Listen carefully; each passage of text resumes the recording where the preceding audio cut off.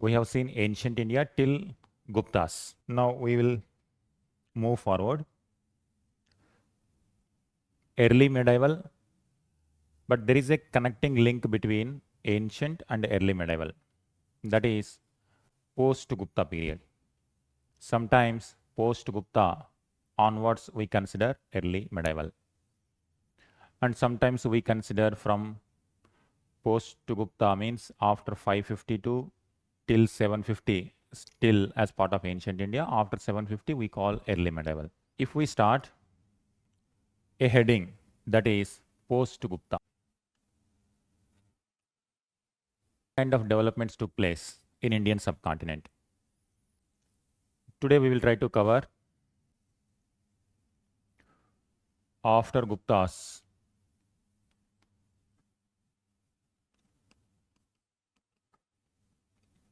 (552) 1206, what has happened. You will be able to understand what kind of developments that have taken place after Guptas till the rise of Delhi Sultans. This period is going to be very, very important in terms of prelims questions. Number of prelims questions are regularly asked in this part because up to 550 ideas emerged. Ideas means in terms of religious ideas, philosophical ideas, in terms of various literature ideas emerged when it comes to pre-Gupta style. During Gupta time period, we call classical age because the Sanskrit traditions reached climax in comparison with the previous time period. Now that tradition continues, the culture reaches a new stage, like huge temples, regional languages,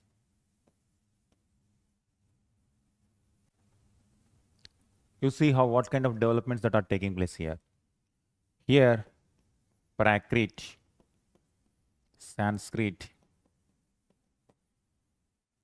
and now during Gupta period, Sanskrit becomes a very important language.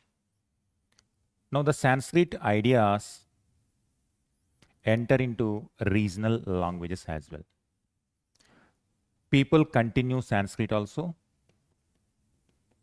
continued. The regional languages also adopted the Sanskrit traditions and they are going to translate. For example, if you take Ramayana tradition, Mahabharata tradition, many people will translate these Ramayana Mahabharata into regional languages. What is the importance of this? Importance of this kind of feature resulted in the growth of regional languages, what we are speaking today.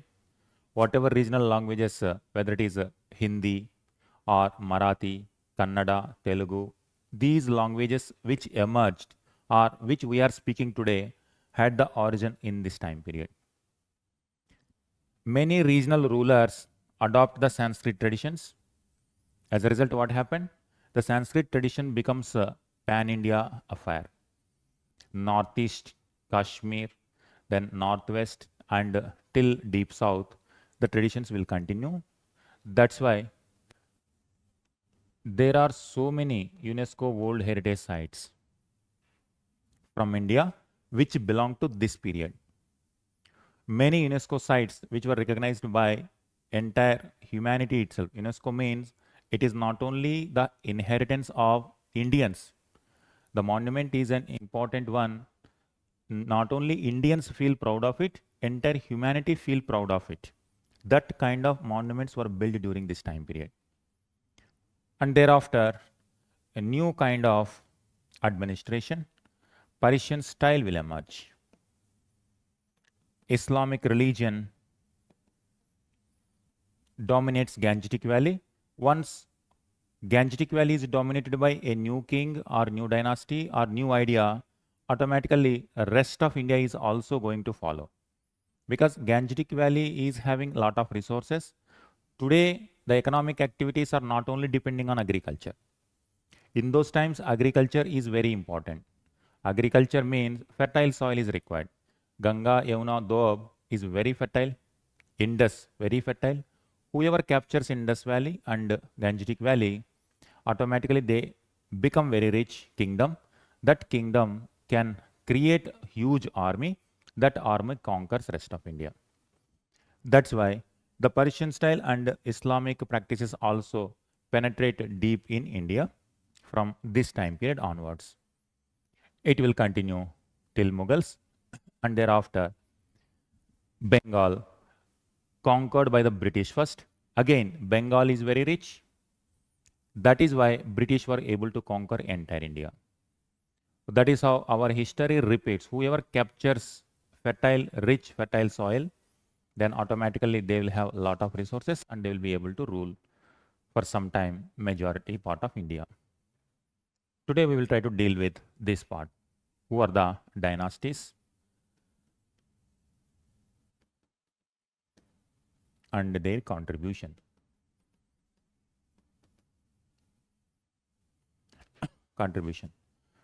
In that list, first one,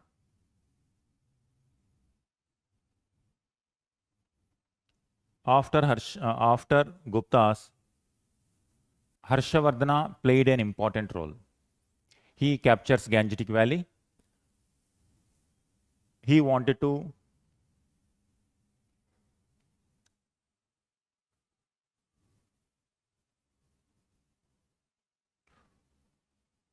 this is the region. He wanted to control rest of India also, but at that time there were even more powerful rulers in Deccan and deep south. That's why he was not able to cross Narmada river, but above Narmada, Harshavardhana was very powerful one. His father was having the capital Taneshwar and he shifted the capital to Kanauj. So whatever story that we are going to discuss is going to happen in Gangetic Valley once again. Let's go to Harshavardhana.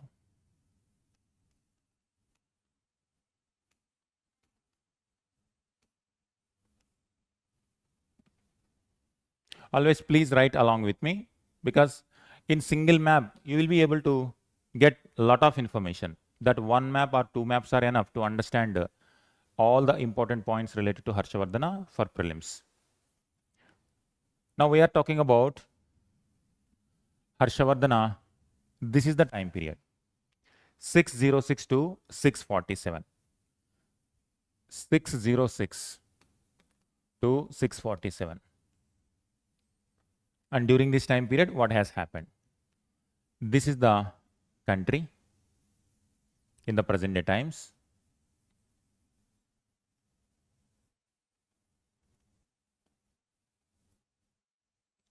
Now, who are the contemporaries?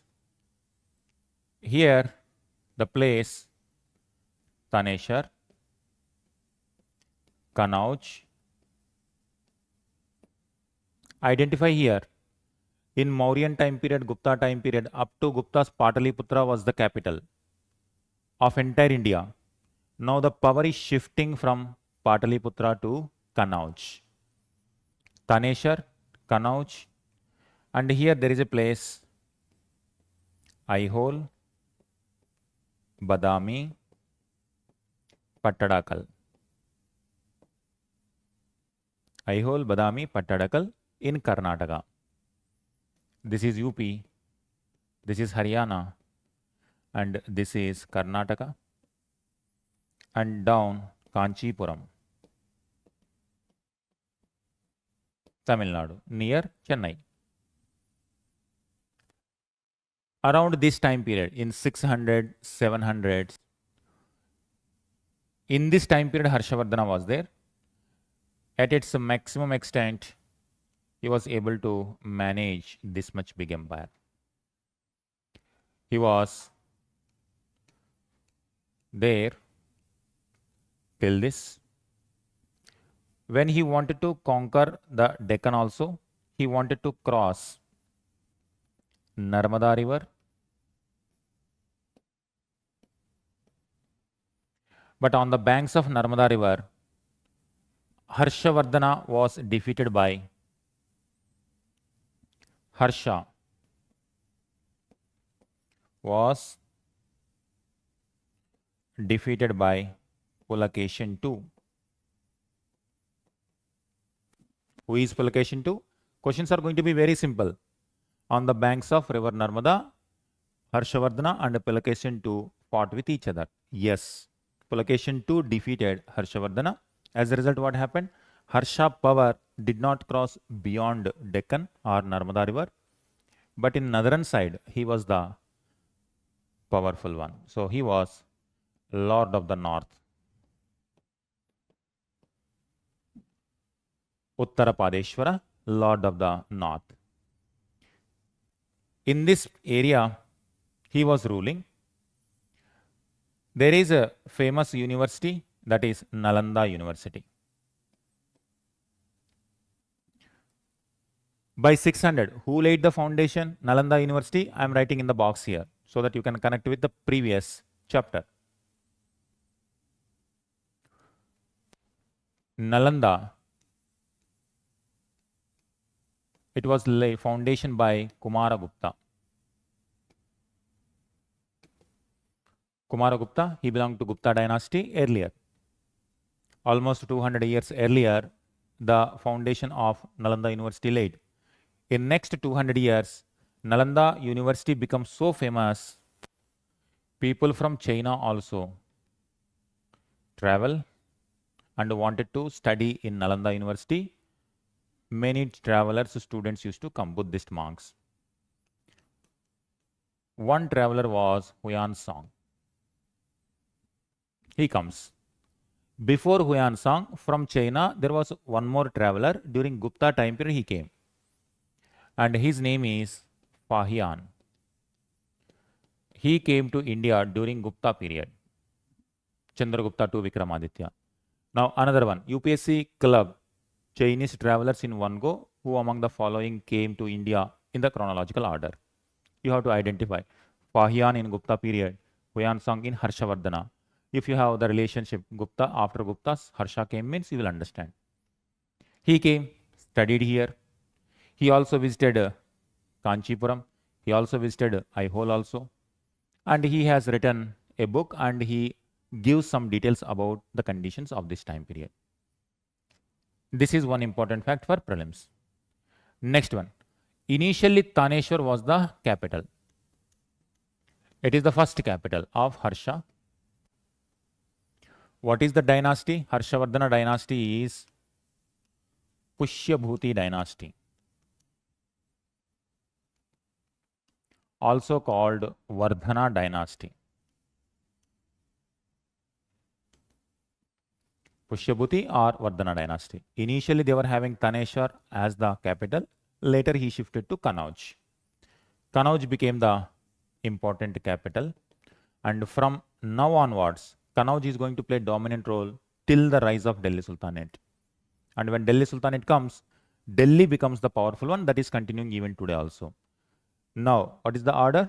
Patliputra, then Kanauj, then Delhi.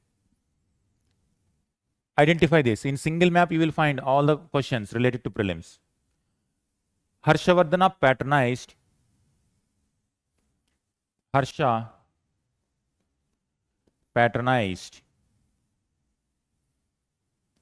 Buddhism. He held even conferences or convened assemblies at Kanauj and Prayagraj. Assemblies were held so that he can understand what is the philosophy of Buddhism.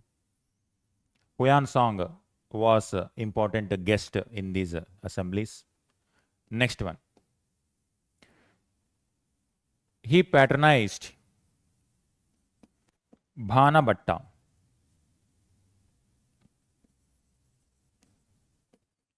He patronized Bhanabhatta. Who is he? He is a court poet of Harshavardhana. He wrote Harshacharita. He wrote Harshacharita. So that is how. Now you see, just this is the map. All we require is to know important point. That's it. That is what prelims is all about. If you have connectivity with various developments, automatically you will be able to think. During Harshavardhana time period, who were the contemporaries, then you will be able to understand and get the linkage. Whatever may be the question, still you will be able to answer it. Identify how many facts are there in single go. Huyansang comes from China. Taneshar and Kanauj, capitals. If you identify the previous year questions, many times these capital sites appeared in the options also, sometimes as part of question itself. Like for example, Taneshar, Kanauj, Aihole and Kanchipuram in the context of ancient or early medieval India are capital sites. Likewise, these are identify. It's like a photographic memory. You will be able to remember many facts, and also you can develop the connectivity in the form of story. Bahanabhatta, he patronized. He wrote Harshacharita. And this Harshacharita is an important source to understand Harsha's life. Next one. Harsha himself was an author. Harsha himself was a poet. He wrote Priyadarshika, Ratnavali,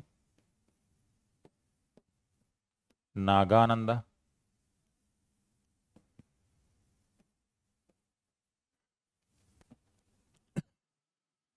Priyadarshika, Ratnavali, Nagananda. He has written, himself has written. So that is how. 3 books. Harshavardhana, the people associated with Harshavardhana, his court poet Bahanabhatta, he himself was an author. Bahanabhatta has written book Harshacharita. The Chinese traveler Huyansang also came to India, and he has written his observations about Buddhism, the prevailing conditions of Buddhism in India. Likewise, he was defeated by Pulakeshin II on the banks of river Narmada. Likewise. Now, there is one kingdom here in Gujarat called Maitrakas. Maitrakas. Like Chalukyas, Pallavas, Maitrakas. Here the capital was Vallabhi. Vallabhi. So these are important issues with respect to this. Contemporaries. Next. In Bengal, there is a ruler who belongs to Gauda dynasty called Shashanka.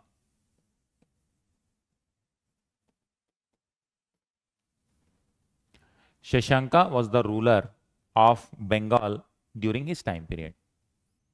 Next, one more personality will come. In Northeast also, there was one person contemporary to Harsha. His name is Bhaskaravarman.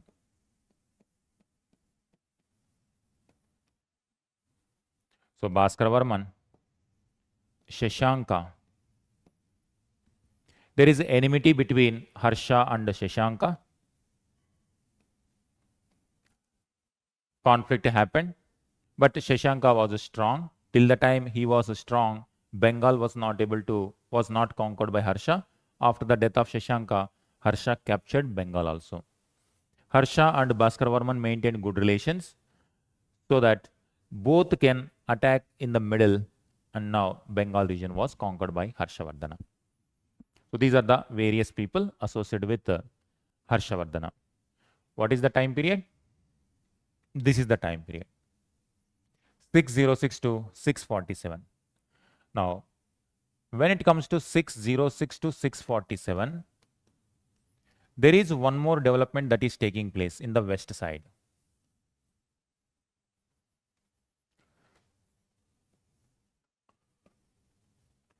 West side means This is the region. A completely new development is taking place, which has changed the life of the people who are staying in this location. That is rise of Islam. Lifetime of Prophet Muhammad 570 to 632 CE. 632 means this period only. That means here Harshavardhana was there. Pulacation 2 was there. Identify this. Now you will be able to understand better. When Harsha, Pulacation 2 were there in India, that time they were contemporary to Prophet Muhammad. Prophet Muhammad gave new idea, that is Islam. Later, Islam spread in all the directions. When this is happening here, the Islam reached the Saudi Arabia, Persian lands, and started even moving towards Central Asia. That is how that development is also going on. All right, this about Harshavardhana. So these are the important issues with respect to Harshavardhana. Next one, Badami Chalukyas.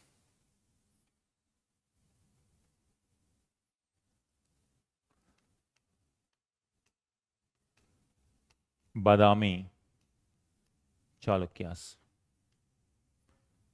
These are all small kingdoms after Guptas, but they contributed a lot for the culture. Like in case of Harshavardhana, now you see Harshavardhana means you have to remember Bhanabhatta also, he himself has written 3 books, Bhanabhatta 1 book, 4 books, Siyuki, that is Huyan Song's book, that is also there. But you do not worry about Siyuki, at least if you remember Huyan Song, that itself is enough. Badami Chalukyas. What is the area? Deccan.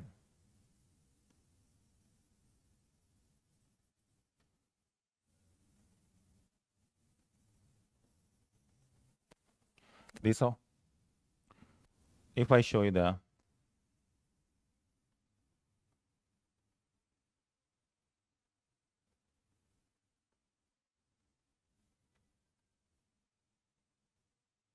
this is the location. You can identify this. This is the location in which the power of Badami Chalukyas started. It expanded till this direction. Identify at the maximum extent, Badami Chalukyas ruled in this area. Now, who were there here in this location? Harshavardhana in 600s. So, in 600s, they were also there. And in the south, Pallavas. This is the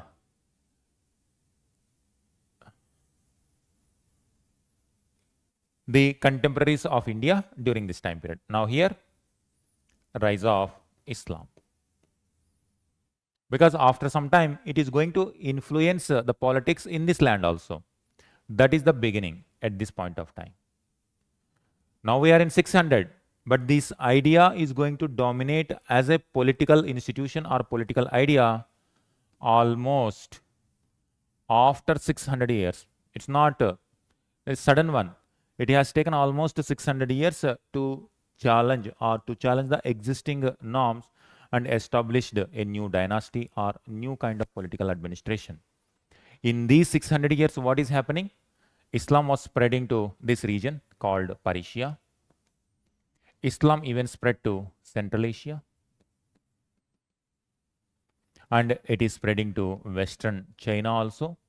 And so on. It is moving.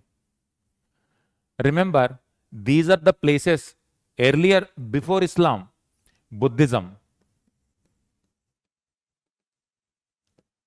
Vedic traditions also influenced these regions. Now, what is going to be the combination in this area? This is the combination of Buddhism, Vedic tradition. They will have their local traditions in these people. Very important to understand this area, this particular aspect. Local traditions will be there. From this side, Buddhism. Do you remember Kushanas? Kushanas patronized Buddhism. 4th Buddhist Council was also held by Kanishka. He sent so many ambassadors to Central Asia and other parts during his time period. Buddhism, Vedic traditions. Now, it is going to mix with a new idea, that is Islam. That is why ideas are going to merge. The languages which they are speaking, it will continue. The food habits which they are doing continues. The festivals, cultures continues. Along with that new idea also flourish. That is how you have to always see the development. Otherwise, if you do not understand this one as if only one idea completely changed, you may understand like this. But it is not the case. When new idea comes, it is going to adopt the old methods, old language, old customs. People will continue their old practices. At the same time, they will adopt a new style. Like today we are speaking English, learning many Western methods, eating Western food. Does it mean we are forgetting our own past ways? No, we are patronizing. Well, that means we are still following the ancient customs, medieval customs. At the same time, we are using the modern customs as well. Same you apply for every period. Badami Chalukyas, in which area they were there? This is the region.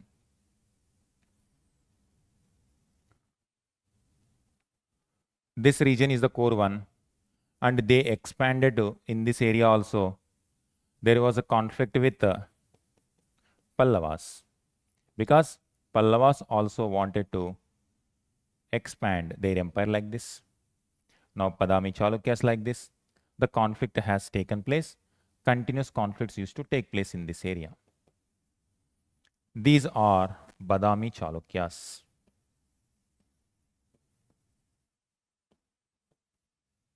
Badami Chalukyas. What is the capital here? In Karnataka, Badami, initial, later Aihole, later Pattadakal. Three important places. They are very near in Karnataka. These are the capitals in different points of time. Badami Chalukyas patronized Jainism, Buddhism, and Vedic tradition. Identify this. Harsha, he patronized Buddhism. Badami Chalukyas patronizing everyone. And even in Harshavardhana time period, even though personally he was giving importance to Buddhism, but people level, people were following all these sorts of religions. That religious tolerance is a common feature of Indian history. Religious tolerance. This one aspect. Aihole, Badami, Pattadakal, capital of Badami Chalukyas, prelims question. They were religious tolerant. All the religions were practiced. In these places, you will find, for example, Badami caves. And they constructed so many temples. Badami caves were constructed, Aihole temples, Pattadakal temple. In fact, Aihole is also known as the place of temples. It's a temple city. So many temples were there. At least 70 temples are there in Aihole. Pattadakal is another place. They built temples for Shiva, Vishnu, Shakti, likewise. And when it comes to Badami caves, Buddhism, Jainism, the images they sculpted, Buddha and other Jataka story images. When it comes to Jainism, Tirthankara tradition. And when it comes to the temple walls, they depicted Puranic stories, Mahabharata, Ramayana. That is how. They patronized Vedic religion also, Buddhism also, Jainism also. In that way. Important rulers from Badami Chalukyans time period. Pulakeshin II. He was contemporary to Harshavardhana. We have seen he defeated even Harshavardhana also. He fought with Pallavas. He wanted to expand. And it is said that one of the Pallavas ruler, Mahendravarman, was also killed by Pulakeshin II, but there is no historical fact how he was killed, probably because of the wounds in the war. He might have died later. It represents Pulakeshin II and Pallavas were fighting. Next one, Vikramaditya.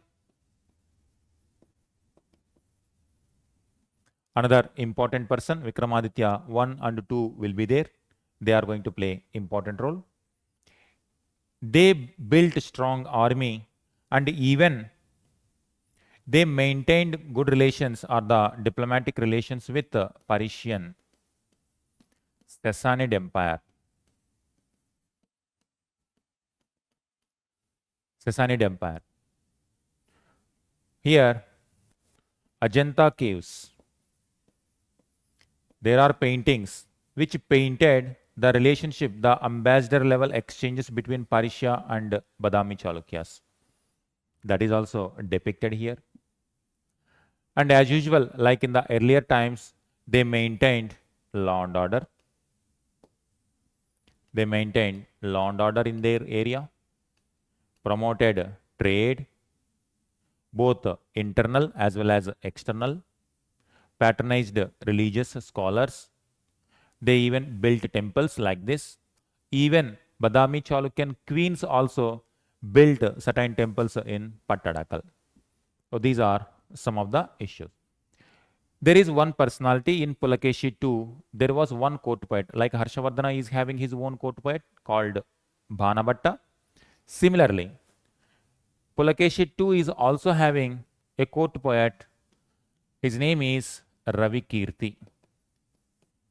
He was a court poet of Pulakeshin II.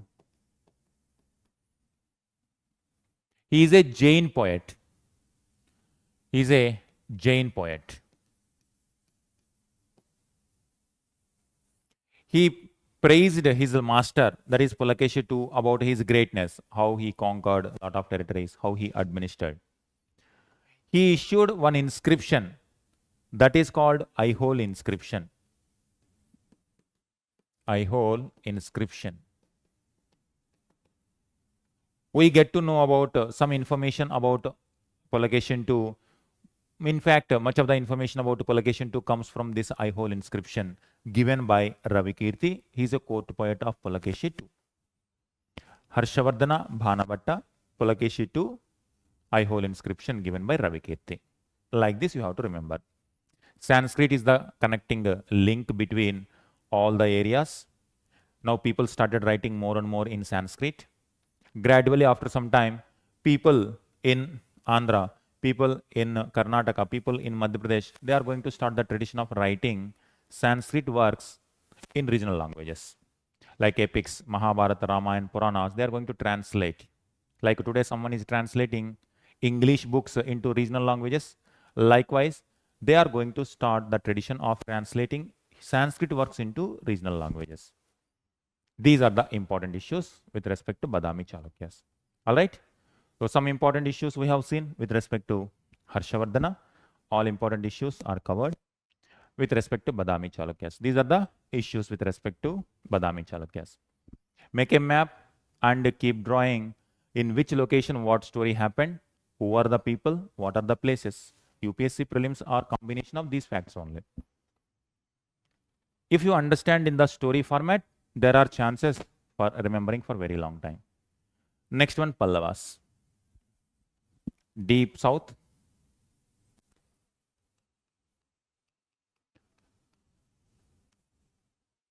Pallavas.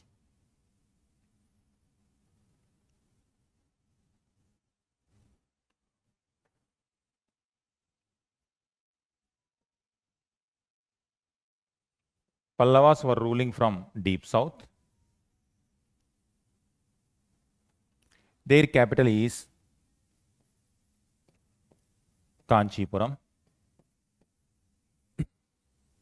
They also built one temple, one place called Mamallapuram. That means the modern day Mahabalipuram.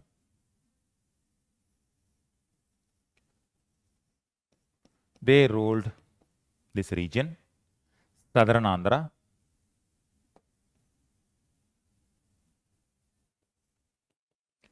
They ruled southern Andhra and majority of Tamil Nadu part, they were ruling. Were they? Pallavas. Again, the contribution is going to be religion-wise patronized all religions, because by this time the religions already have taken deep root. What is the original place of Buddhism? Buddha was born here, then Bodh Gaya, then Sarnath. These are the places associated with Buddha.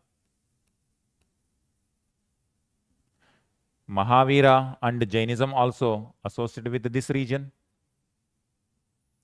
And when it comes to Rigveda, this is the location. Rigveda emerged in 1500 BC. Now we are in 600s. That means how many years passed? Rigveda emerged in 1500. Now we are 1000 years after Rigveda. It's very natural. Like I told, Islam is emerging now. After 600 years, it is going to dominate the Indian subcontinent. After 700 years, after 800 years, it spread in majority part of India. Now, same is the case earlier. Already it happened with respect to Sanskrit culture or Vedic culture, Buddhism, Jainism. Now, in fact, if you go by 1500 BC, we are almost how many? More than 2000 years. Not 1000 years, 2000. This is how. This is 600 BC. This is Buddhism and Jainism. Now we are in 600 CE. That means how many years? This already 1200 years. And if you go back to 1500 BC, that means more than 2000 years. This is 2000 years.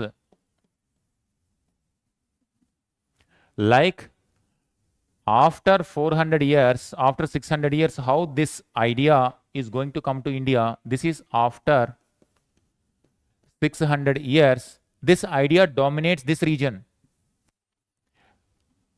But don't get mistaken, Islam did not come only with Delhi Sultans. Islam already reached. During the lifetime of Prophet Muhammad himself, the idea of Islam reached Kerala coast. It touched Kerala coast. Around 629 CE, a follower of Prophet Muhammad, he came and he brought this idea of Islam. It touched. Remember the timeline of Prophet Muhammad? 570 to 632 CE. 629 CE. And in fact, Kerala is having one of the oldest mosques in southern India. And not only in southern India, in Indian subcontinent. Because before Islam reached this part of the world, Islam already reached the Kerala region. And it is very irony. Today, Pakistan claims based on religion, they formed a country. But observe this one. Before the idea of Islam reached this, already reached this. As of now, evidence is showing like that. In future, if some other evidence comes from this region, we can change. But as of now, it shows the earliest appearance of Islam in Indian subcontinent goes to this time period.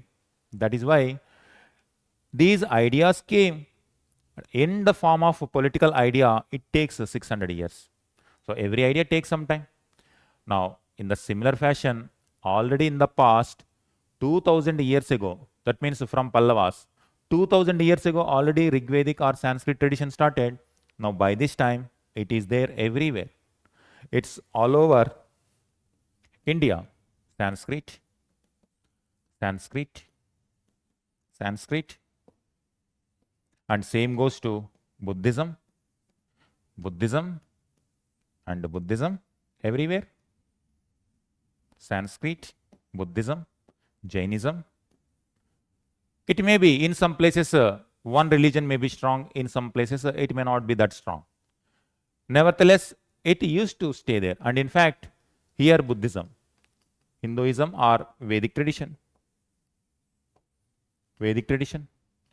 So with this only, Islam is going to mix. Likewise, during Pallava time period, Buddhism, Jainism and Brahmanical tradition or religion, Vedic religion are there. All religions were patronized by Pallavas. Next one. They built temples. Yet Mahabalipuram initially rock cut temples, later independent temples.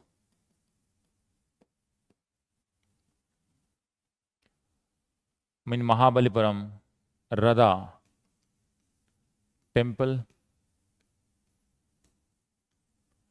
independent temple, Shore temple, they built. Next, they also built at Kanchipuram.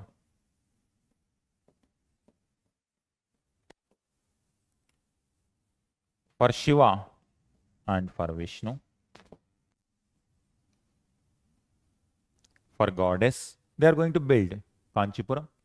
So this became Kanchipuram another important temple site. They built like this. When it comes to literature,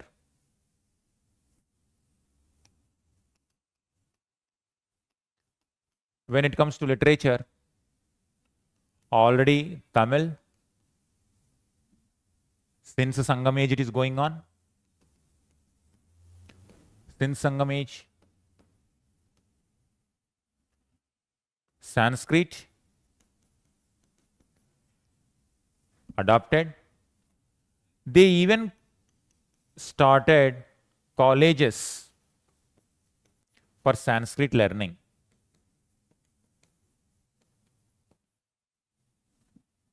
Colleges for Sanskrit learning, they are called Ghatikas. They are called Ghatikas. Identify this. In prelims, question will come in the context of ancient India. Ghatikas refers to Sanskrit colleges during Pallava period. Tamil, since Sangam age it is going on. Sanskrit, Prakrit, Pali, they were also there. But dominant languages in the form of literature writing is this one. Rulers like Harsha has written his own books, Ratnavali, Nagananda and Predarshika. Likewise, rulers also has written some books. Matha Vilasa, Prahasana. Matha Vilasa, Prahasana. That was the book he has written.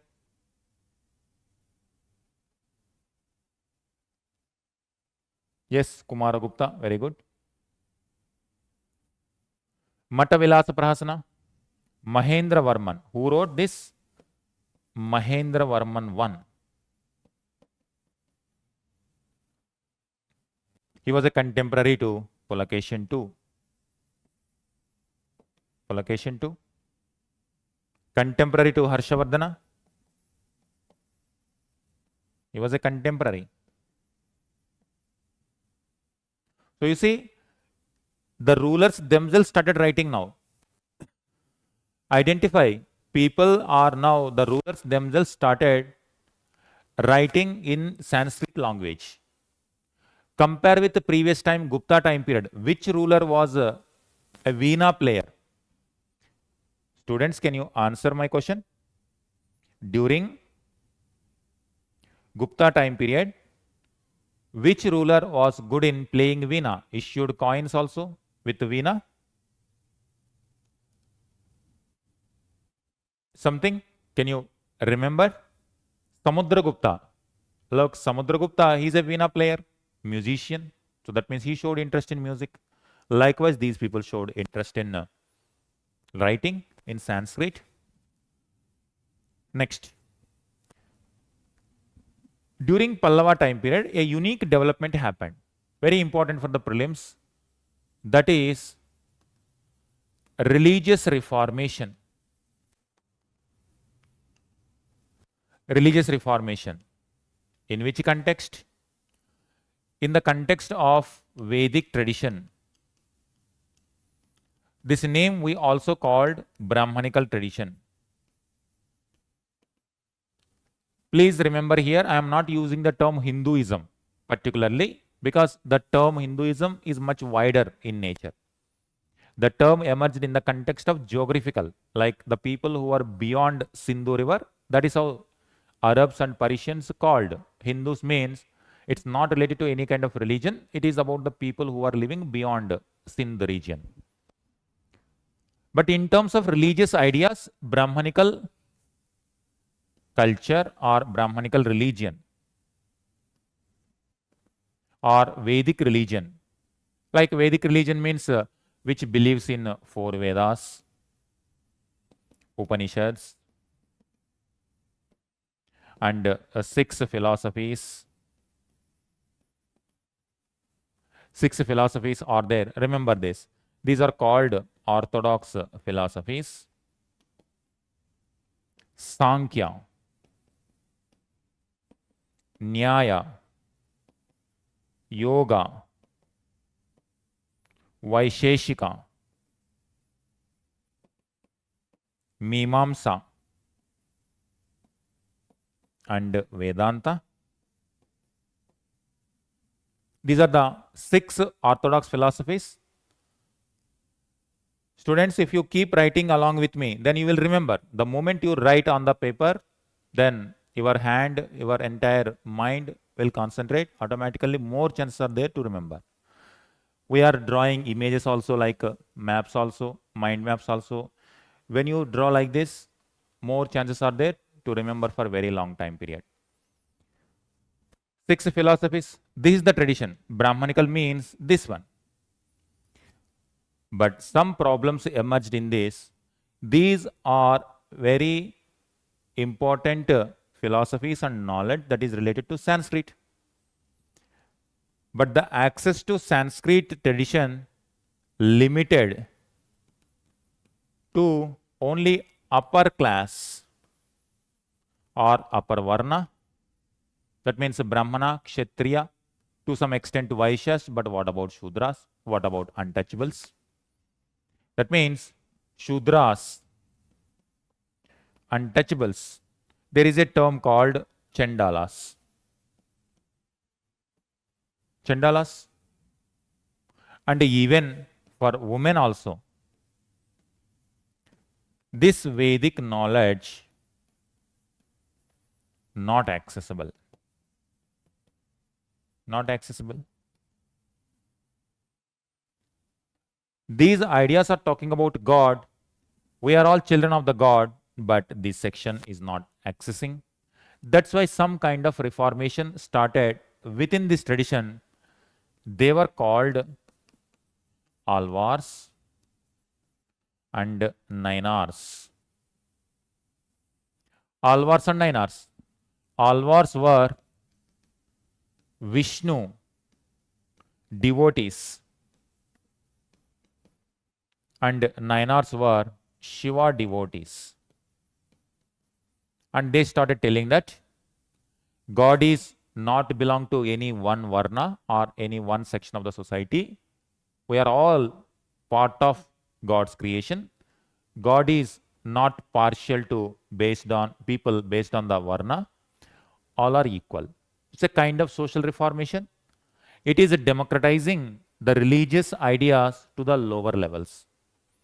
There are 12 Alvars and 63 Nainars. The question will come like Alvars were Shiva's devotees. It is not the correct. Alvars were Vishnu devotees. Nainars were Shiva devotees. And they were talking about religious ideas or the ideas of Vedic thought must enter into the lower level also. That's where they are talking about the lower sections. What happened as a result? Bhakti tradition became very, very popular. They started telling you need not to go to the temples, you need not to do complex rituals also to satisfy God. Just if you are a just to show devotion to God, this will help you. Devotion through some kind of songs, kirtanas. If you are believing in one God, if you show strong kind of devotion, you will attain moksha. It won't require money also, it won't require rituals also, it won't require intermediary also. It is not required no money, no intermediary, no rituals. Whereas the orthodox Brahmanical religion is still having these issues. They are started telling that if you want to attain moksha or if you want to realize the God, you don't require this. Without that also there is a simple path, that is bhakti, devotion. Be devotion, show devotion to God, automatically you will attain moksha. As a result, Shudra, untouchables and women also, they were able to enter into the religious ideas or the path of bhakti. But it doesn't mean they completely eliminated Varna system, caste system. That is still going on because that is very deep rooted. But they tried their best to make this section also get access to the God concept. Alvars and Nayanars. It was also going on in Pallava's time period only. Active in Tamil Nadu region only. That is why during Pallava time period it was happening. Next one. Important rulers. Mahendra Varman I, then Narasimha Varman 1, 2. People will be like this. Kirti Varman. Like that, you will find a different set of people.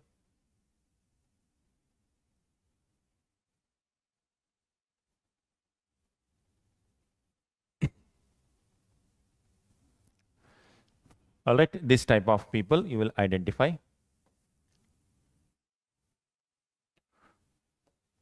Sorry, this one, he is Badami Chalukyas. Identify this. You will find the people with this name Varman.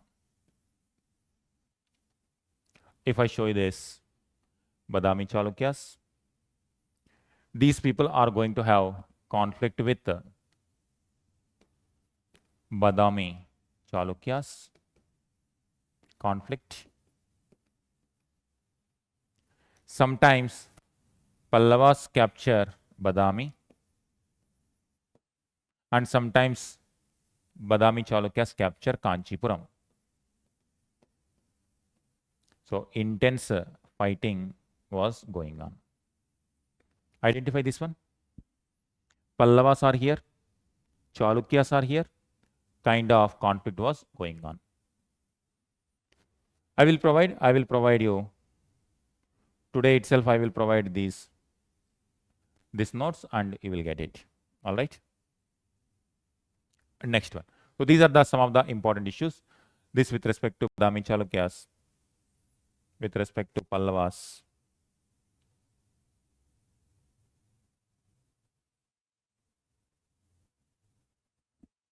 This is the region. Kanchipuram. Pallavas were there for a very long time. When Samudragupta conquered Deccan region, his power reached up to Kanchipuram.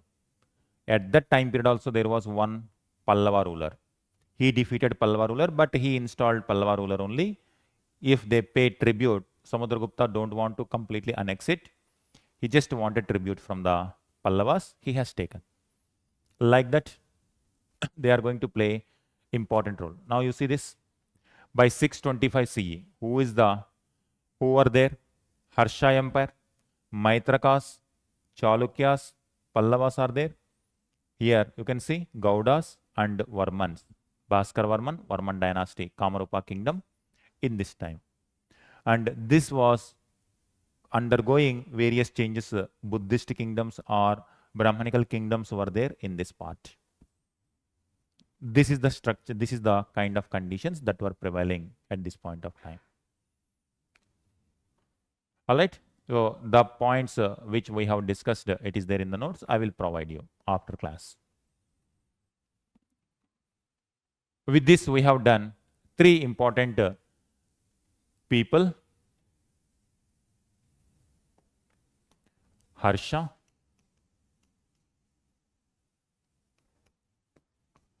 Badami, Chalukyas, and Pallavas. What is the time period?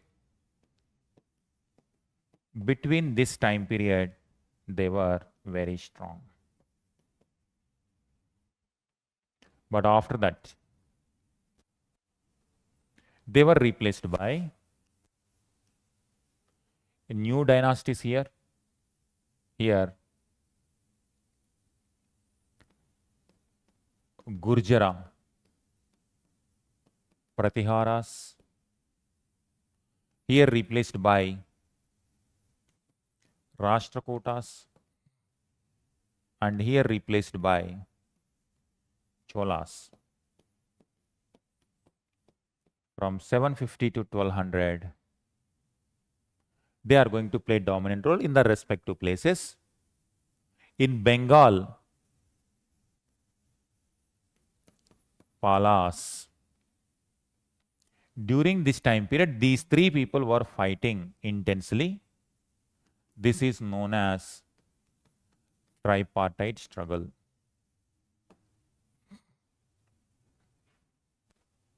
In Gangetic Valley, another dynasty came. In Deccan, one dynasty came. In South, Cholas are there, but as part of tripartite struggle, they are not there. In Bengal, Palas were there. For which they are fighting? What is their main goal? Why they are continuously fighting? For the control over Kannauj.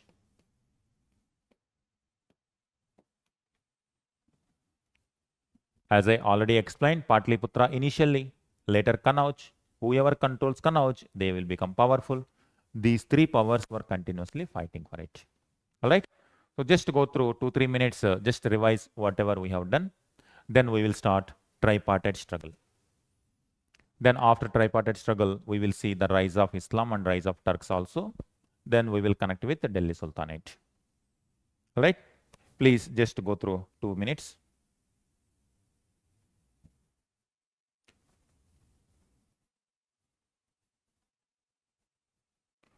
This is what we started. Post Gupta. Then Harshavardhana. Harsha himself was a poet. This is the condition.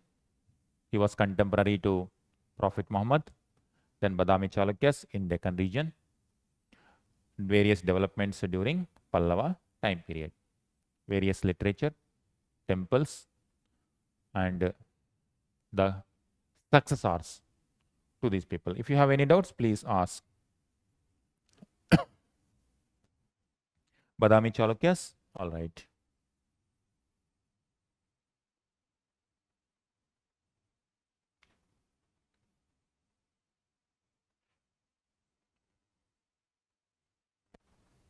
This is the one.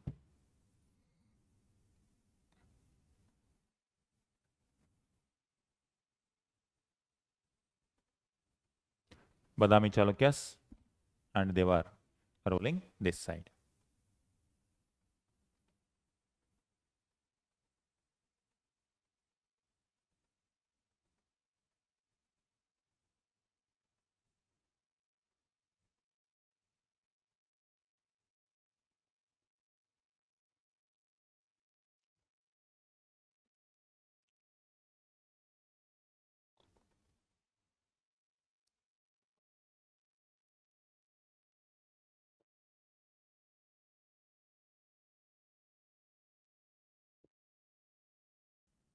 Two important battles were there. One is Battle of Manimangala near Kanchipuram. Another one is Battle of Badami. That means when Pulakeshi II, when he invaded Kanchipuram region, there was a severe fight between Mahendravarman and Pulakeshin II. Pulakeshin II became victorious. Due to wounds, Mahendravarman I also died. Later, Narasimhavarman I came. He wanted to take revenge against Badami Chalukyas, and he is going to attack once again. Likewise, there used to be continuous wars and battles. Narasimhavarman I reached capital of Badami, and he captured Badami also. Almost for 15 years, he controlled Badami. After Pulakeshin II, Vikramaditya, he had to wait for 15 years nearly to once again capture their own kingdom, that is Badami. Once he comes to power, now he is going to take revenge. That's why this revenge continuously go on. As of now, important battles were not asked as such, but their contribution to the art and culture is more crucial. All right. Pandya, as mentioned in the map, contemporary to other three dynasties. Pandyans, they play very important role after Cholas. After Pallavas, Pandyas are mentioned, but Pandyas are going to work under Pallavas. These are the Pandyas since Sangam time period they were there. Chola, Pandya, Cheras. Cholas and Pandyas, they remain in power, sometimes as very powerful dynasties, sometimes as feudatories to the powerful dynasties. For example, in this case, when Pallavas became powerful, Cholas and Pandyas work under Pallavas. When Pallava power declined, Cholas will become very powerful. Pandyas work under Cholas. After some time, Cholas will decline, Pandyas will emerge, and Pandyas are going to become very powerful. By the time Delhi Sultanate established, that time Pandyans were very powerful. So at this point of time, Pandyans were a small player. So they have shown here, but they were just one of the small players. Pallavas are going to play dominant role. All right.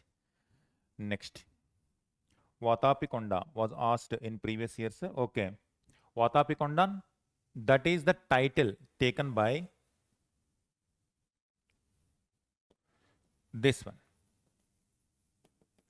Pallavas took the title Vatapikondan. That means the rulers who conquered Vatapi. Chalukyas took the title Kanchikondan. They used to take the titles like whenever they defeat. These are the common titles for rulers, that Vatapikondan and Kanchikondan. There is one more term, Cholas, Gangaikondan. Cholas will reach from here and they capture Ganga. Kondan means who conquered, victorious or victor. Likewise. All right. So Vatapikondan, Kanchikondan, Gangaikondan. These are the titles taken by respective dynasties when they defeat the opponent. This all. All right. Now,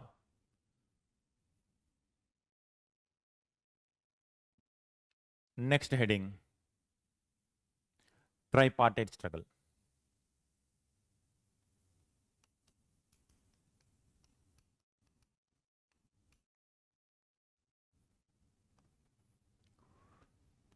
From 750 to 1000 CE, during this time period,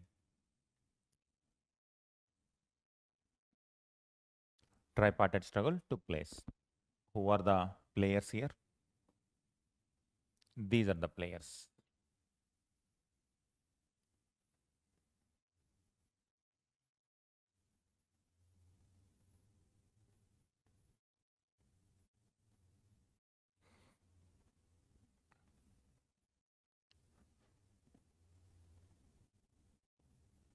This is the condition. Now 750 means what has happened? Now we need to know developments in this side also, because already the influence of Islam is also gradually reaching this region. this region. It started expanding in all the directions. Makkah and Medina are the places in this location. They started ideas and people, army started traveling. Caliphate. They established a system called Caliphate. After Prophet Muhammad, the followers of Islam, they formed as a political entity also, as a religious group also. As a political entity and a religious group, they called Caliph. And this system or the empire is called Caliphate. Empire headed by Caliph. And Caliph, what is the meaning of Caliph? Caliph means he is a leader. He will, after Prophet Muhammad, he become the successor, both politically, spiritual. So he was a spiritual head also, at the same time political head also. That means when you go for war, you are the commander. And when you go for prayer, you lead the prayers. So when you sit in the mosque, and you will become the leader of the prayers. When you go to the wars, you will become the leader of the army. Likewise. And when you sit in the court, you become the judge, topmost judge of the caliphate. This is the system that emerged. Caliphate is expanding. In 712, the power of caliphate reached this region also. 712, Sindh region was captured by caliphate. Now this region became part of this kingdom. The caliphate expanded. At one point of time, they expanded very big way. Likewise, they expanded. When empire expands to this region, naturally the religious idea, administrative idea, bureaucracy, traders, everything will come. When this was happening, who are they? The people who built this powerful empire are Arabs. After 712, they wanted to enter, they want to conquer. Ruler means wanted to conquest as many territories as possible. They were trying. But here, equally powerful people were there, and there was continuously conflict between Arabs and Rajputs. At this point of time, in this between, after 712 you identify, we are in 750. So at this time, these were trying to enter into this side, but here the kingdoms which were there, collectively we call Rajputs, though so many small kingdoms will be there. A new term emerged to represent all these people called Rajputs. This is, and here Rashtrakutas were there, below Cholas. And who were there here? Here, Buddhist Shahis, after some time, Hindu Shahis. Hindu Shahis and Buddhist Shahis. The caliphate already captured this region also. Already this region also captured. And who are these? These are Parisians. The Arabs' armies are even expanding towards this side also. Arab armies were expanding towards this side. And who were there at this side? They were Turks. Now identify the terms which are very important to understand our medieval times. We are getting the terms like Arabs, Parisians, and Turks. And who are these people? So many names are there for these people. From different people's point of view, this land was called by different names. For example, Parisians, Arabs, Turks, they were calling this land as Hindustan. That's why the term Hindu, we must be very careful in applying that term for any particular religion. Hindustan It means it is a geography. This is the Sindh River. This is the Sindh River. The term emerged. The people who were there beyond this river, they called Hindustan. They called Hindus, or the land they called Hindustan.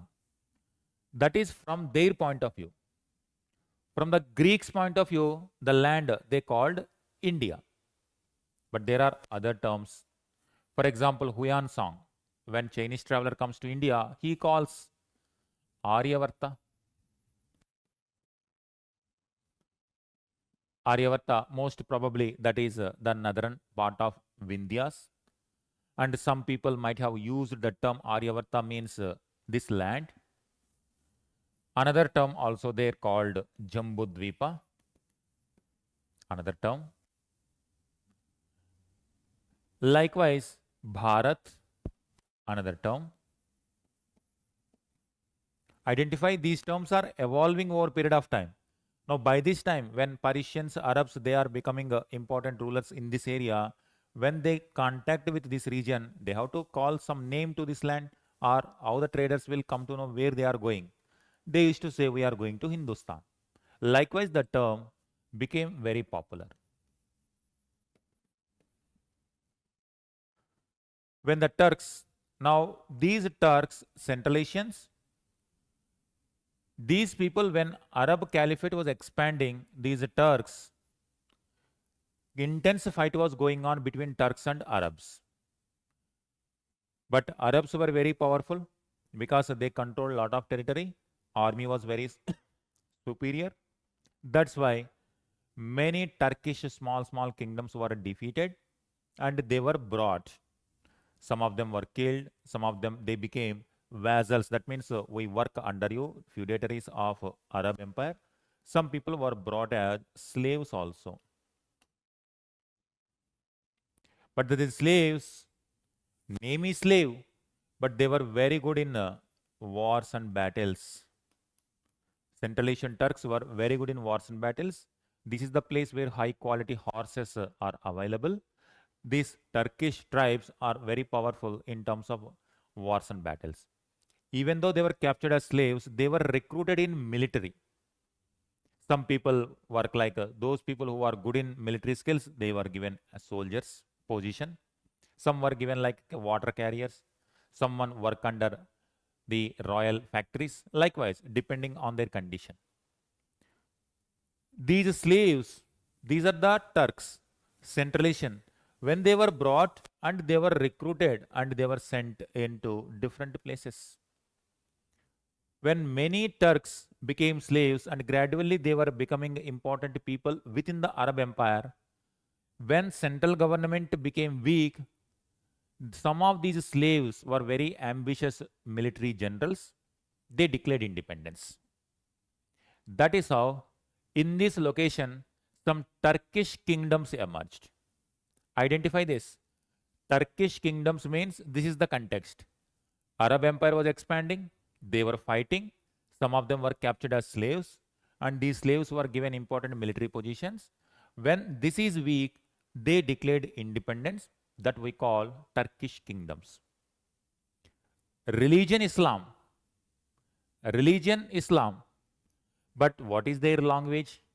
They are coming from this region and naturally their ancestral language. They used to continue to speak Turkish language. But they were recruited and settled in Parisian lands. Parisian language also they learn. Parisian customs they learn. That is how Turkish ethnicity, Turkish ethnic, Parisian culture, but Arabic religion. Identify this. Now, this is the context in which we have to understand our medieval times or tripartite struggle. This is the land. And these are the developments that are taking place. In Saudi Arabia, land provided religion, new idea. Persian culture continues to flourish. Ethnicity is Turkish. And in these locations, Turkish kingdoms emerged. Turkish kingdoms emerged. One of such kingdoms, Ghaznavid Empire.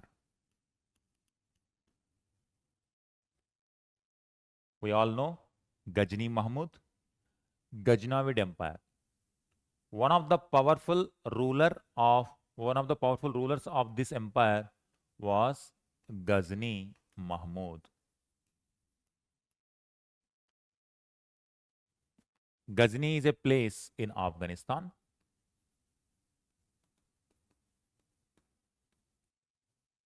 Mahmud is the person name.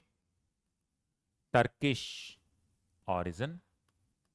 Ancestors were slaves. That's why these kingdoms are also called slave kingdoms. But the term king, kingdom, or Rajan, Raja, this is Sanskrit term.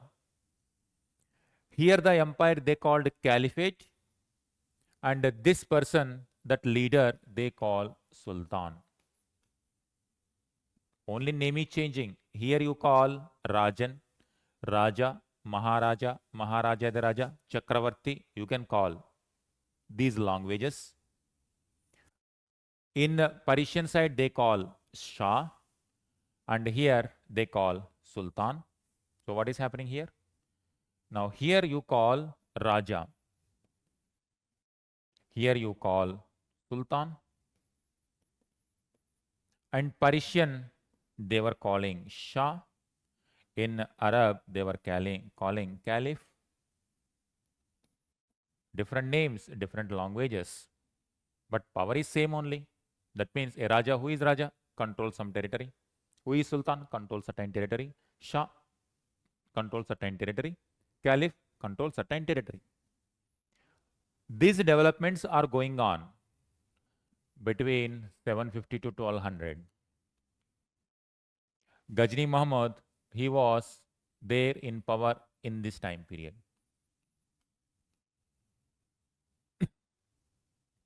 In this area, these developments were going on.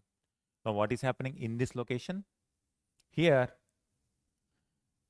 three powerful people, three powerful kingdoms were emerging. One is Gurjar Pratiharas, Palas, and Rashtrakutas. Is it clear so far? So we have to keep track what is going on in Saudi Arabia, how it is, the idea is moving towards Persia, how it is moving towards Turkish lands. Then only we can understand the developments in Gangetic Valley. This is the context in which we need to understand tripartite struggle. All right. Now let us go to tripartite struggle. Draw this one.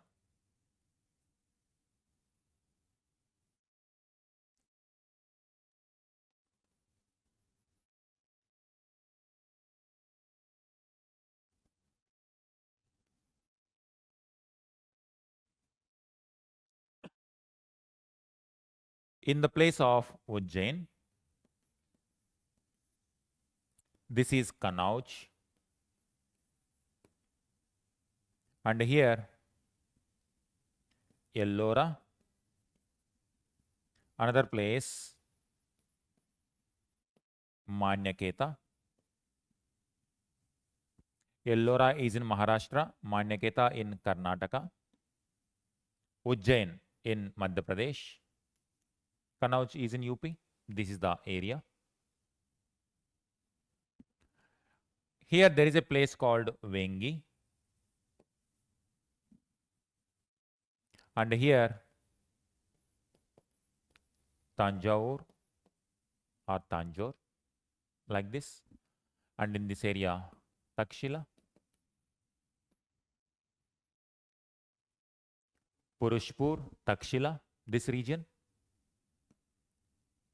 Kabul, this how.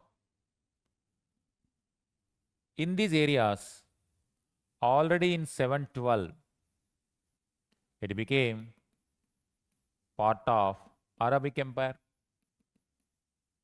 That means a caliph. This was part of caliphate. Now, this is going to create trouble with these people. And they try to capture these territories also.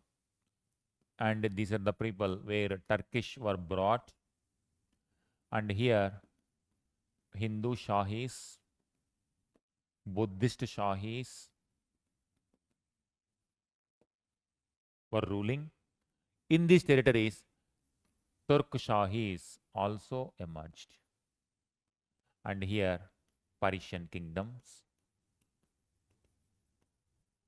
And here, Arabic Caliphate. So this is how. Now, who are these people here? In this area,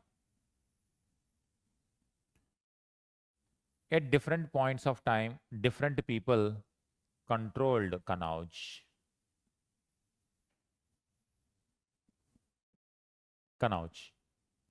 The people who were there in Ujjain and Kannauj, they were called Gurjara Pratiharas. The people who were there in Bengal, they were called Palas. And the people who were there near Manyaketa and Ellora, they were called Rashtrakutas. The people who were ruling near Tanjavur, they were called Cholas. But Cholas are not the competitors for capturing Kannauj because they were focusing on deep south, and in fact they were focusing on outside this natural boundaries, that is oceanic empire they were trying to build. Like their focus is going beyond, like Sri Lanka, Maldives and Southeast Asia. Their focus was like that. But when it comes to Kannauj, three power centers, powerful people wanted to capture: Palas, Gurjar Pratiharas and Rashtrakutas. Here what is the question? Which of the following are important, are the dynasties which were fighting for Kannauj during tripartite struggle? Who are the participants in tripartite struggle means these are the three people. Clear with this? These are the important. Here Buddhist Shahis and Hindu Shahis. In this area, here Kashmir, Karkota dynasty was there. Karkota. In northeast, who were there? In this area, Kamarupa kingdom was going on. Now you got almost every part of Indian subcontinent. There is no single power.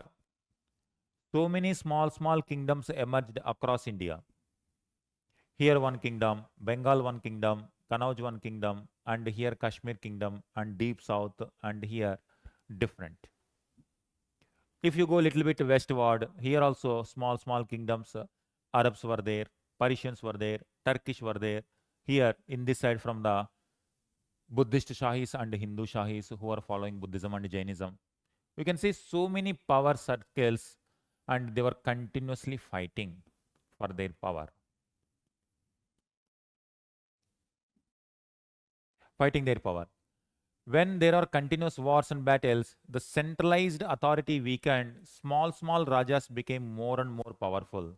This kind of situation is also called feudalism.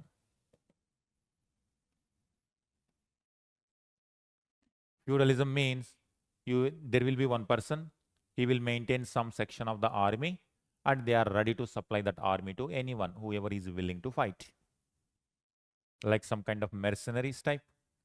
They used to control certain territory, and these territories, they continuously rule them autonomously. Central government will not interfere. If a person or that feudal lord dies, that land will pass on to the next generation. It became hereditary feudalism or vassals. Now, if there is any kind of big battle, centralized government was not having sufficient army. They have to depend on these small lords. but they were changing the loyalty at any time. So this kind of situation emerged over a period of time in this land. Meanwhile, these developments were taking place. One of the persons or one of the rulers of this side who continuously raided this side was Ghazni Muhammad. So here tripartite struggle, who are the powerful people? Gurjar Pratiharas, Palas and Rashtrakutas. One by one we will take. Some important prelims questions are there involved here. If I take Rashtrakutas,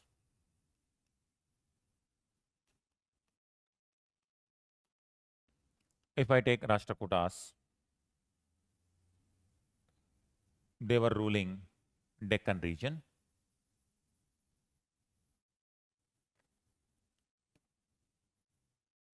You need to connect with this world, otherwise you cannot understand. Here, this is the region where Rashtrakutas were ruling.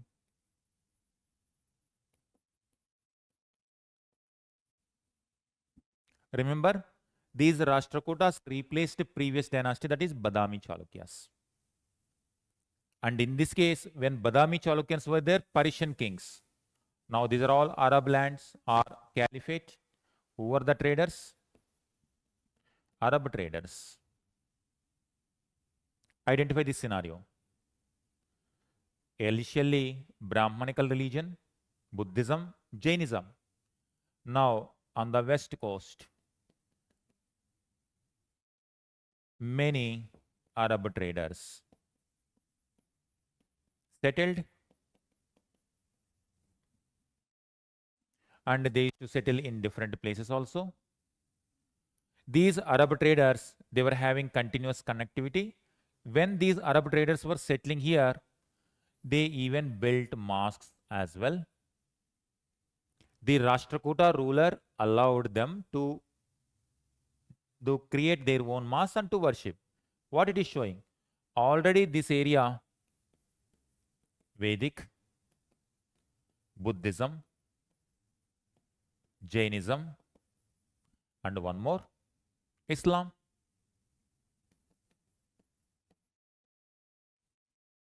They encouraged local traders. And why? Who are the contemporaries? At this point of time here, caliphate is there. At this point of time, caliphate. Identify here. This is how you can answer so many questions. When it comes to Mauryan dynasty, Mauryan means Ashoka the Great. At that time, we were not talking about caliphate, because at that time, caliphate system itself is not there. Islam itself not there. Whenever, if you identify the option caliph, that means you have to think, your mind should go after 600 only. And after 600, who are the dynasties you have to see? Then only you can connect, correlate with various developments. Mosques allowed. So all the religions, they were encouraging. At this point of time, Ellora became an important cultural center. During their time period, Kailashanada temple was built. One mountain cut into a temple. One mountain cut into a temple. Let me show.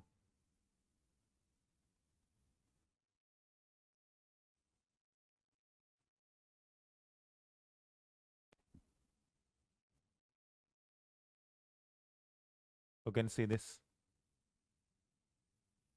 This. It's a mountain, but mountain converted into one temple, Shiva temple. What kind of meaning it will give?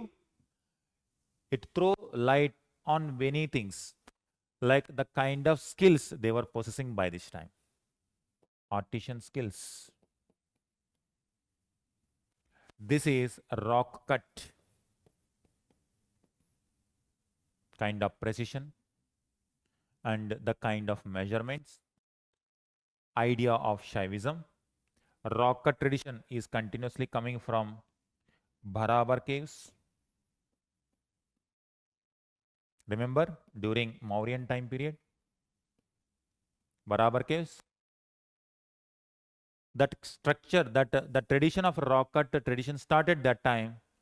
It reached climax in Ellora. Who were they? Rashtrakutas. During Rashtrakuta period, this Ellora rock cut reached climax. The kind of precision, the kind of skills that is visible in this rock cut shrine is the huge, enormous, great. That is how this is going to be a very important monument. Whenever you are talking about Rashtrakutas, you have to remember this one. That is Ellora. This is rock cut. Now, so many sculptures.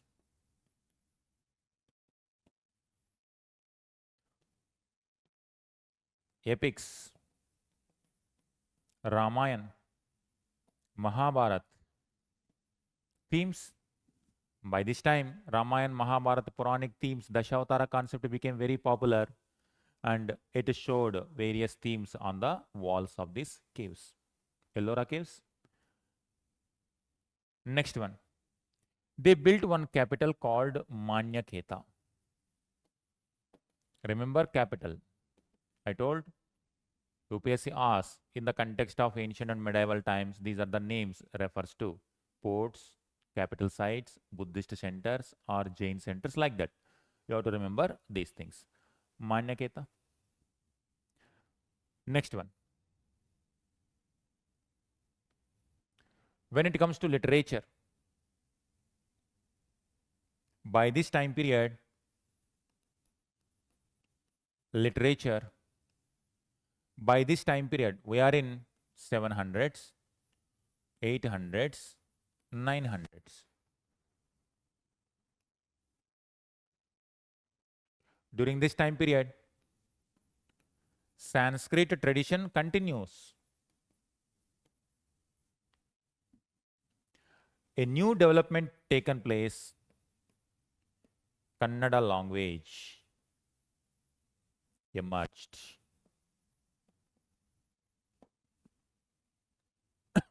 Like Harsha has written books, Mahendra Varman has written books. Here, one ruler called Amogha Varsha. He himself is an author. He has written two important books.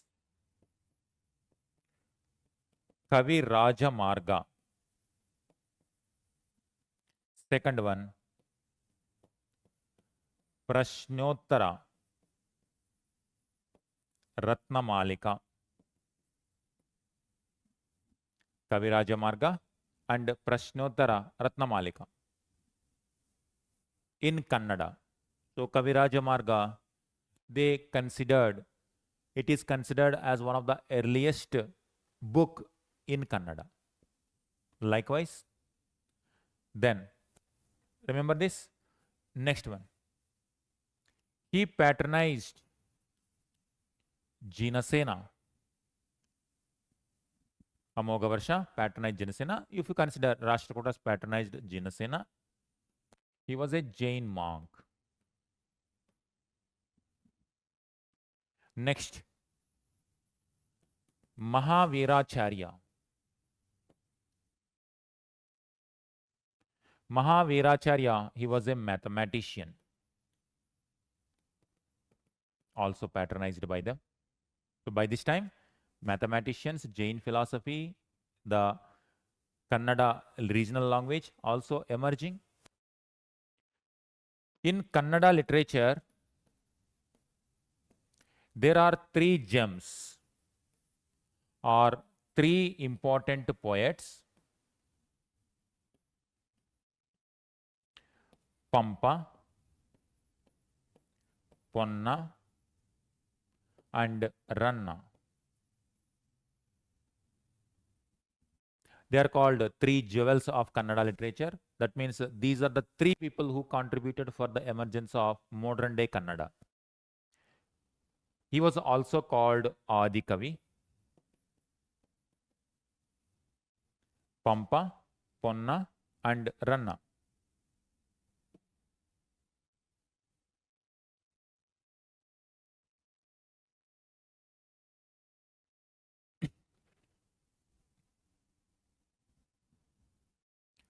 And they were patronized. Pampa, Ponna was patronized by Rashtrakutas, and the tradition continued by next rulers also. Ranna also patronized by their feudatories after some time. Likewise, Kannada literature also flourished. Now, what is happening here? Brahmanical tradition, Jainism, Islam also reached the west coast. Religious tolerance is visible here. Local language along with Sanskrit. New trends are emerging, they are adopting. Rock cut structure or rock cut style reached its climax during this time period. Rashtrakutas done. When it comes to rulers, some important rulers. UPSC used to ask like match the following type: ruler name and the dynasty. Ruler name, dynasty. Some important rulers: Danti Durga. He is the founder. Next, Krishna. One. He is the one. Ellora rock cut temple. Next, Govinda. He is a ruler who expanded empire, military conqueror. Next, Amogha Varsha. He is a patron of arts. Likewise, you remember this how. Patron of arts, one is founder, another. So some important rulers. If you identify Dantidur, Krishna, one, Govinda, and Amogha Varsha, if you identify they belong to Rashtrakuta dynasties, our job is done. Is it clear? Identify the timeline from 750s to 900s. During this time period, 150 years, in that 150 years, their contribution for the Indian culture and the Indian history. Next one.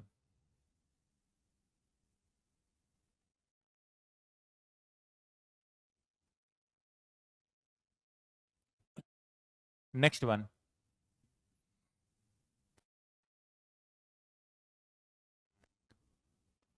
Gurjara Pratiharas.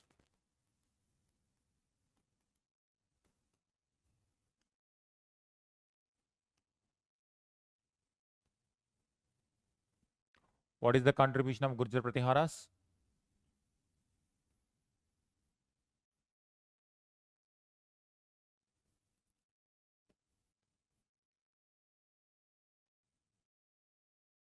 This is the place, Ujjain, for some time their capital, later Kannauj. They were participants in a tripartite struggle.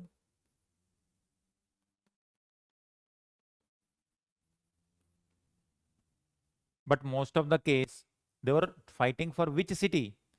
Tripartite struggle for Kannauj. Who are the important people? Three parties, Pala, Rashtrakuta, and Gurjar Pratiharas. But Gurjar Pratiharas became successful and they controlled. Majority of the time, Kannauj was controlled by Gurjar Pratiharas.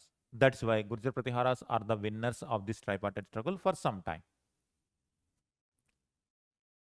Here, rulers Mihira Bhoja. He was a military conqueror.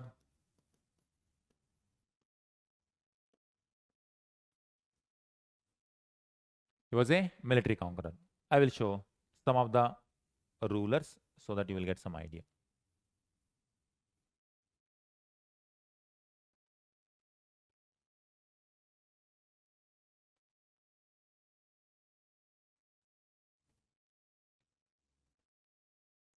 You see this? Gurjar Pratiharas, Palas from Bengal, Gurjar Pratiharas from Madhya Pradesh and Gangetic Valley, Rashtrakutas from this side. Everyone wanted Kannauj, but most of the time period, Gurjar Pratiharas controlled Kannauj. Mihira Bhoja during this time period. Story remains the same. What are the religions at this time? Brahmanical tradition, Buddhism, Jainism. This dynasty is going to patronize the Brahmanical tradition, Vaishnavism. They take even the titles like Adi Varaha, that means Varaha Avatar, Dashavatara concept. Vishnu is having 10 avatars. One of the avatars is Varaha Avatar. They took the title Adi Varaha. They take, you see this title, the dynasty name is Pratihara, Gurjara Pratihara.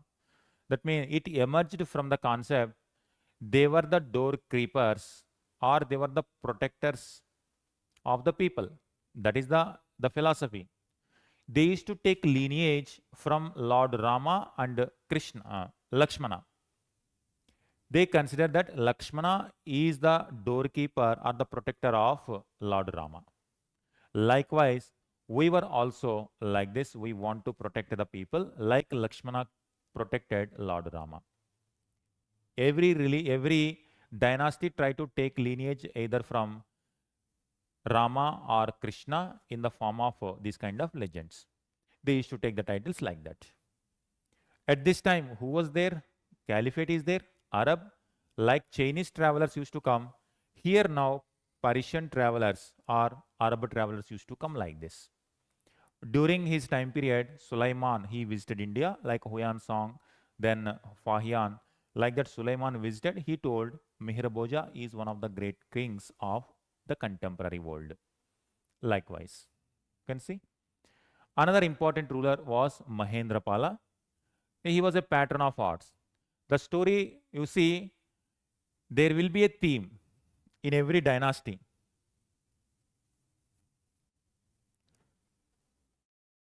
This is how for every dynasty this will happen. This is rise, peak, and decline.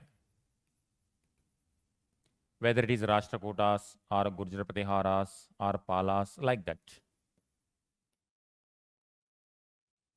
Mauryans, Guptas, Badami Chalukyas, everyone at some point of time they start. They will reach the power at peak stage and after decline. Nothing is permanent. Otherwise, how these dynasties survive, how these dynasties vanished from the history, there will be a limit to that. After some time, they will vanish. But at some point of time, territory, maximum,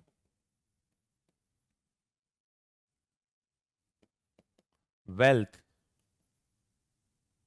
very wealthy, prosperous, patronage, pattern of odds. Identify this. Those who are in the beginning stage, they have to conquer first, military conquest. They will not have much time for the patronizing arts and culture. Even if you take Babur time period in Mughals, Babur established military conquest, Humayun military conquest, and Akbar also military conquest. By the time he settles, when the power reaches peak, then he start patronizing arts also. Then after Akbar, Jahangir, Shah Jahan, they did not add much to the empire, but they started patronizing arts. Identify this one. Mauryan Empire, Chandragupta I, Bindusara, they conquered. Ashoka also conquered, but after Kalinga conquest, empire reached peak stage, patronized arts. That means Ashoka Dhamma and other religious activities, Barabar caves. Likewise, and Guptas, initially Chandragupta I, military conquest, marriage alliances, then Samudragupta military conquest, and thereafter Chandragupta II will come. Chandragupta II maintains Navaratnas. It reached peak stage, pattern of arts, classical stage in Gupta time period, Kalidasa, Varahamihir, many other authors also. Likewise, every dynasty will have this. And same applies for Gurjar Pratiharas also. Mihir Bhoja was at this side, now Mahendra Pala at this side. He is going to pattern arts. From the examination point of view, he was a patron of a writer called Rajashekara. As of now, how many people you got? Harshavardhana, Harshacharita, Banabhatta, Ravikirti. Now you are getting another person, Rajasekhara. He wrote Kavya Mimamsa, Karpura Manjari, and Vidyasala Banjika. These are the important books written by Rajasekhara. Last ruler was Rajapala. When Rajapala was ruling, Ghazni Mahmud raids took place, and Ghazni Mahmud raids led to the decline. So that is how.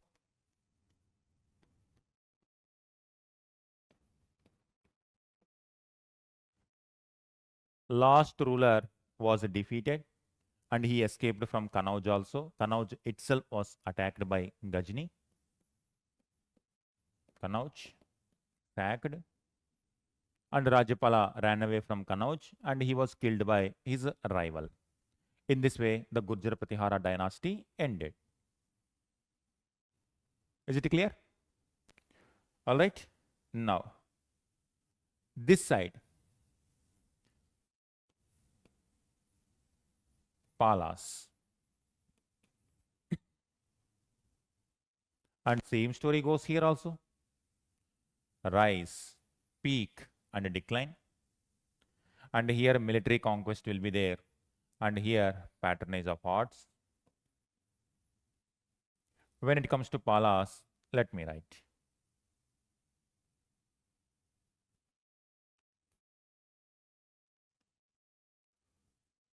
Palas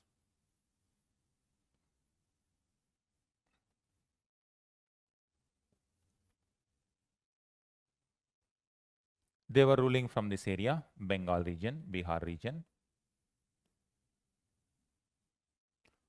Gopala was considered the person who laid the foundation for Pala dynasty. They patronized Buddhism. Already Nalanda University is there. Now one more university will come, Vikramashila. Another university, Vedantapuri. Another university or Mahavihara, Somapura. Identify this. They are all important Buddhist centers. Pala's contribution very great for spreading Buddhism. Identify this. Some people were patronizing Islam. Some were patronizing Brahmanical tradition. Brahmanical. And some were patronizing Buddhism. But does it mean they are persecuting the non-Brahmanical followers in this region? Does it mean they are persecuting non-followers of Buddhism? No. Common people can follow their own ideas. But some dynasties showed more interest in certain ideology. This Palas showed interest in Buddhism. They contributed for the growth of Buddhism. They also contributed because of this kind of ecosystem in Tibet region. The Buddhism spread to Tibet region very strongly during this time period. Today, Tibet is considered as the abode of Buddhism.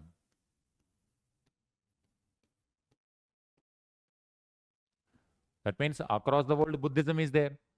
Within India, Buddhism is not very strong, but in Tibet, it is very strong. The contribution of Palas so much, the ideas of Buddhism spread strongly to Tibet region at this point of time. And today, Buddhism is very, very important religion in Tibet region. These are Palas. They contributed, again, this region. They participated tripartite struggle. They fought with Gurjar Pratiharas. But majority times Kanauj was under Gurjar Pratiharas. They were focusing on Bengal region. Who were the important rulers? There were some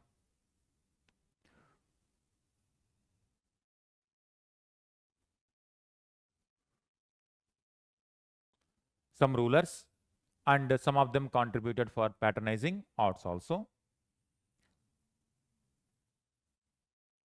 This is the region.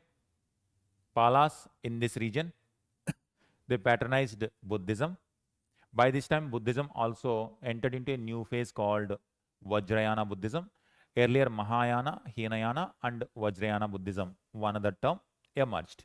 It has a special unique features in comparison with Mahayana and Hinayana. And this Vajrayana Buddhism believes in some kind of mantras and tantras and some kind of spiritual powers, magics and all. This Gopala was considered as the founder. Dharmapala, another important person, and he was the one who participated in tripartite struggle also. He is the one who laid foundation for Vikramshila University. He also revived Nalanda University, contributed for Buddhism. These are Nalanda, Odantapuri, Vikramshila, they were there. Next, Devapala, another person. They were sending ambassadors to Southeast Asia also. In that way, Buddhism was spreading to different parts. Mahipala, at one point of time, Cholas were conquering different parts. They reach Ganga Valley also. That means up to Bengal they will come. During this time period, Chola kings reached up to Bengal. They defeated. These are from south they will reach. Ramapala, another person. During his time period, there was an author called Sandhyakara Nandi. Sandhyakara Nandi, he wrote a novel Ramacharitam.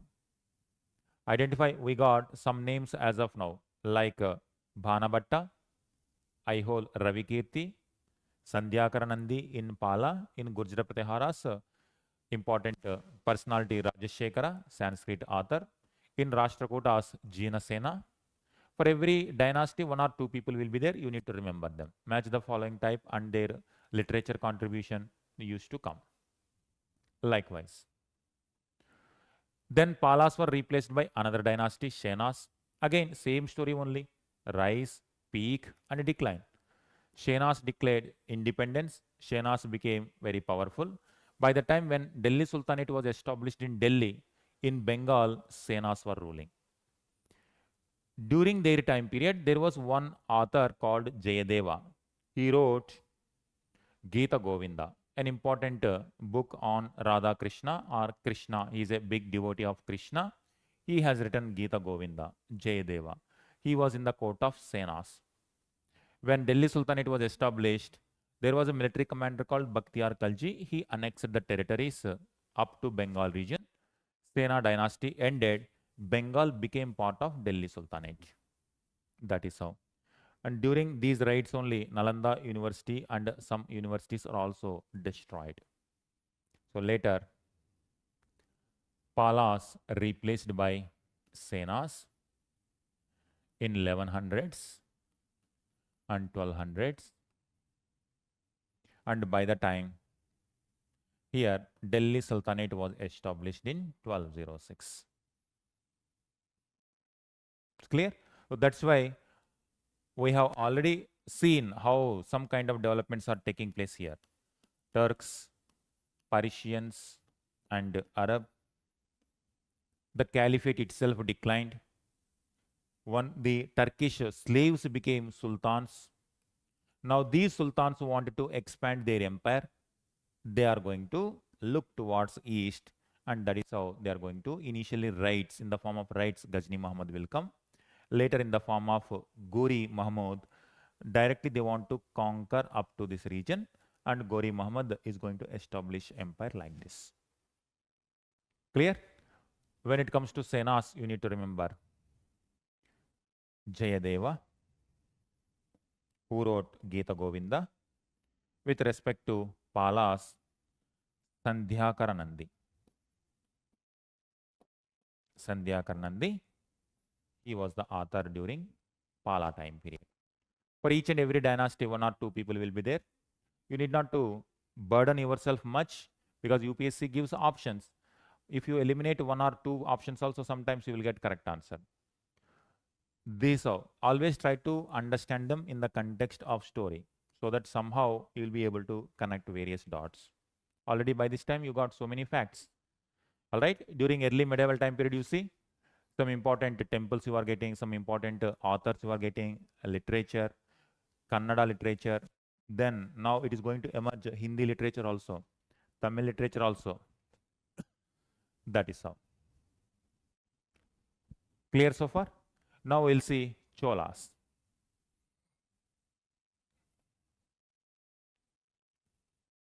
Is there any voice issue? Students, is there any voice issue? Or is my voice clear?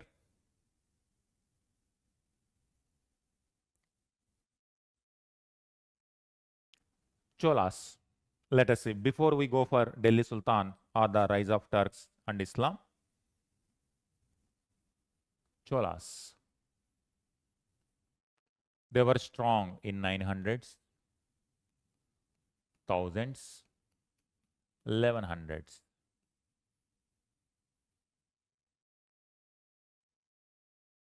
During their time period, this is the development.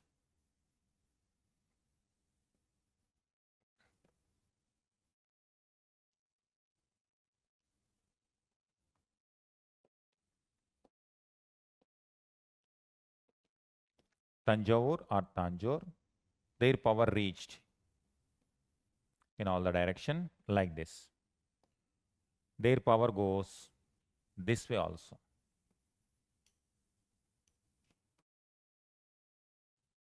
Like this.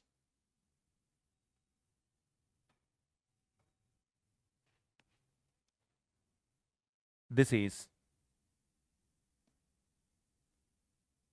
Lakshadweep.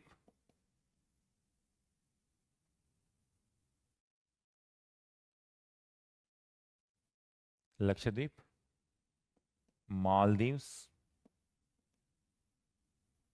Sri Lanka, Indonesia, Southeast Asia. Now what they made? Now this Bay of Bengal as if is their lake. It's not a open ocean. It's not like open sea. It is like a lake because they controlled surrounding regions like this. And they were the only people in the Indian history that maintaining an empire which goes beyond the natural boundaries and who brought oceanic empire. From Tanjavur, they were ruling. Here Palas conquered. Gangai Kondan took the title also. And they built temples also. Brihadishwara temple. Brihadishwara temple. After winning victory over this region, there was Gangai Konda Cholapuram. They built one city also. Gangai Konda Cholapuram, a city was built. Temples were constructed. Then there is another important temple also, Airavateshwara temple.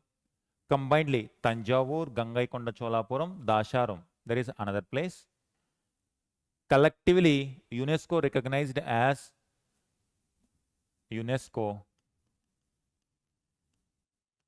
Great Living Chola Temples.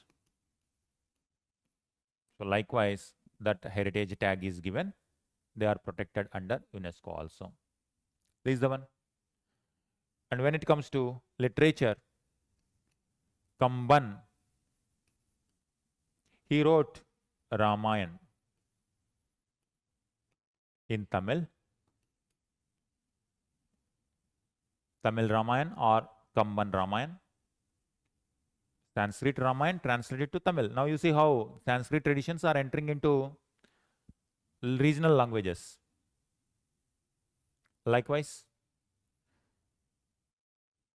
these temples, the temples which they built are in Dravidian style.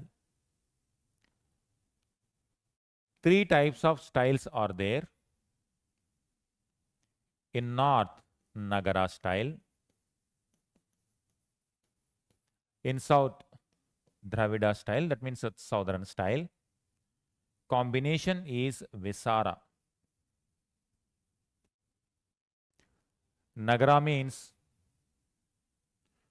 northern side. Dravida means southern side. And in the Deccan side, Vesara. So in the context of like ancient times, Nagara, Dravida, Vesara were related to. These are temple styles. Different styles will be there. Like in Nagara, when it comes to Shikara, looks like this. And when it comes to Dravida, pyramid style, you will identify. And Visara, sometime this combination, sometime this combination. Combination of, because it is in the middle, Nagara and Dravidian features will be there. Likewise. So that is one of the major distinguishing feature between Nagara and Dravida style. All right. This is how Cholas. Important people. Rajaraja I, Rajendra Chola. These are the two powerful emperors who built strong empire. Rajaraja and Rajendra. Again, remember like this. Rise, peak, and fall. And after them, they are going to be replaced by Pandyas. After that, Pandyas will come. Pandyas are going to continue the tradition of Tamil literature patronage, Sanskrit literature patronage, and they are going to establish to some extent a big empire in the southern side, but they will not build this much. They filled the gap after the decline of Cholas. Cholas replaced by Pandyas. By the time Delhi Sultans will come, when Alauddin Khalji sent one of his military general called Malik Kafur. He reaches till Madurai. Pandyan capital is Madurai. Tanjavur is the capital of Cholas. Delhi Sultanate reaches till Madurai during Alauddin Khalji time period. All right, these are Cholas. Important. Rajaraja, Rajendra Chola. They built Oceanic Empire. Tamil literature, Kamban Ramayan. Temples wise, Gangaikonda Cholapuram, Tanjavur temples. UNESCO also given this is tag UNESCO World Heritage Site. They even conquered Bengal region. Gangaikonda Cholapuram was built in honor of that. They sent. Now, because of this, what is going to happen? Trade contacts will increase. The Indian ideals like Brahmanical tradition, Vedic tradition will go there. Buddhism will go there. And the traders will go there. Many southern or many Tamilian population, even today also you will find in Indonesia, Malaysia, Singapore region. How that happened? Because once these were part of the Chola kingdom, that's why they were able to build large empire. Many Tamil speaking population entered there, and even today also that speaking population is visible. Clear? So this is how the contribution of Chola. What is happening when they are building this empire? And this side, Ghazni Mahmud raids were taking place. 1025 Somnath, 1018 Kanauj. Kanauj raid 1018, 1020 tripartite struggle. We started with this tripartite struggle. Who are the three participants in tripartite struggle? Gurjar Pratiharas, Rashtrakutas, and Palas. Contribution of Rashtrakutas, temple architecture, caves, the rock cut cave or rock cut structure. Kannada literature was flourished. When it comes to Gurjar Pratiharas, important court poet of Rashtra Gurjar Pratiharas, Rajashekara. Then Palas, Sandhya Karanandi. Palas replaced with Senas, Geeta Govinda, Jayadeva. Cholas, Kamban, he wrote Tamil Ramayan. They built a huge empire in ocean. They made Bay of Bengal into Lake of Cholas. Clear? Take 2 minutes. Just revisit once again. We will continue. Rajputs, rise of Rajputs and rise of Turkish power. Rise of Islam, Turkish power and rise of Rajputs. We will go in one go. To understand that, Turkish Rajput.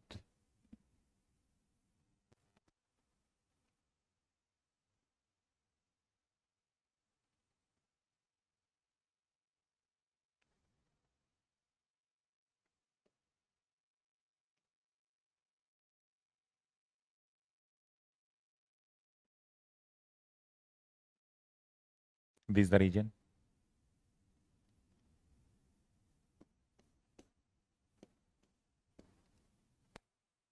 Ghazni is one place in Afghanistan. Nearby, Ghur. Another place, Ghazni, Ghur. There are two places in Afghanistan. Another place, Kabul. And here, Peshawar, Takshila, nearby.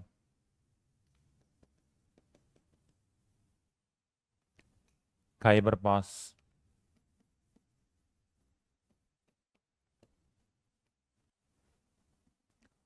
This is full of mountains.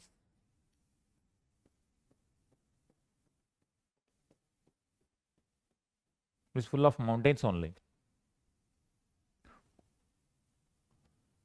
This side very tall mountains. For example, Mount Everest is located here only.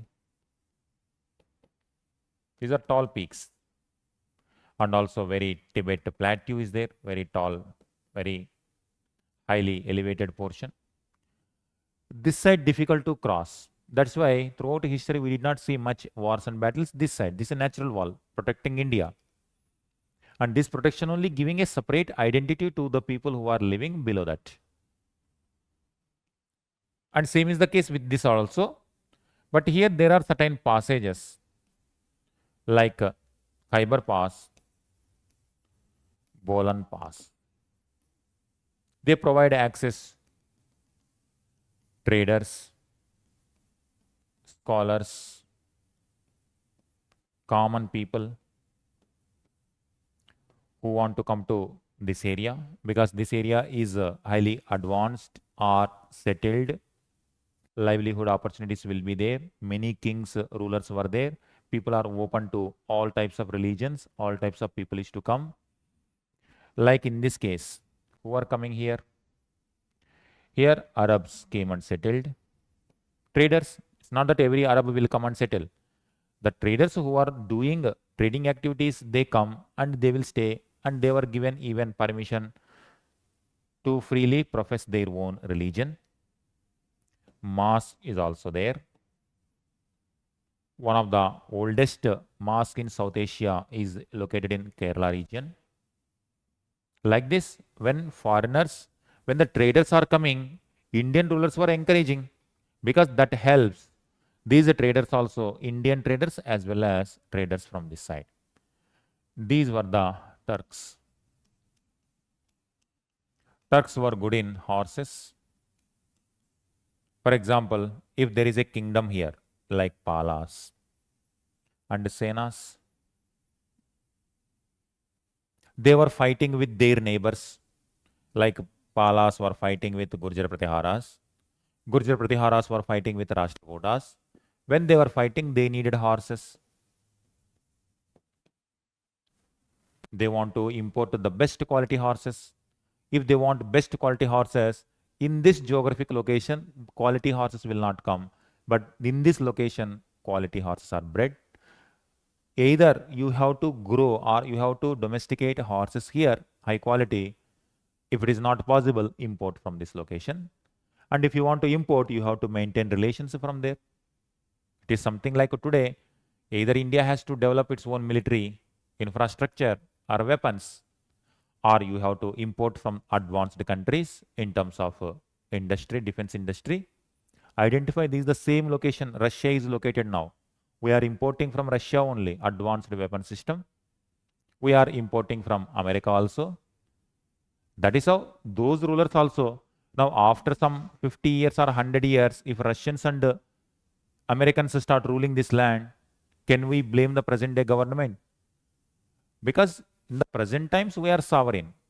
We are hopeful and also we are confident that that kind of thing will not happen repeat because we have sufficient history. But we are having a trade relations because the trade will benefit this side also and that side also. This is how the Turks used to come as traders, and they used to bring quality horses also towards this side. And if there is any kind of disturbances also, they will come here. Same is true in this side also. Here in these lands, Buddhist monks, how the Buddhism entered there. Like the scholars from Indian side, they went outside Himalayas, and they propagated the idea of Buddhism to this land also, to this land, China, Japan, like that also. Like Indian scholars are going, whoever scholars were there, they used to come to this side. That is how the interaction between Turks and the people below Himalayas were happening. This tradition goes back to even Aryan times. That's why one of the theories, the Aryan migration, this migration, common people who are called Aryans, they also come from the same region, Central Asia. That's why in our Indian history, Central Asia play an important role in the connectivity of the people, ideas, and scholars. At the same time, who want to conquer the territories also come through the same route. Along with these people, soldiers also will come. That's very natural. Suppose if there is a king, and within this kingdom, people can come. From this region also, people can migrate to this region. From this region also, people can migrate to this region. At the same time, these people can go to this location. For example, Badami people, common people, used to go to Kanchipuram. Badami Chalukyan traders used to trade with the Pallava traders. At the same time, military also will go. This kingdom wanted to become very powerful. They used to attack the neighboring kingdom. People contact. Traders used to go. Scholars used to go. Common people also used to interact. And military also will go and try to attack. Now, this is the location, this geographical location. And same is the case with the people who are located in this location. Same is the case with those kingdoms who are located at this side also.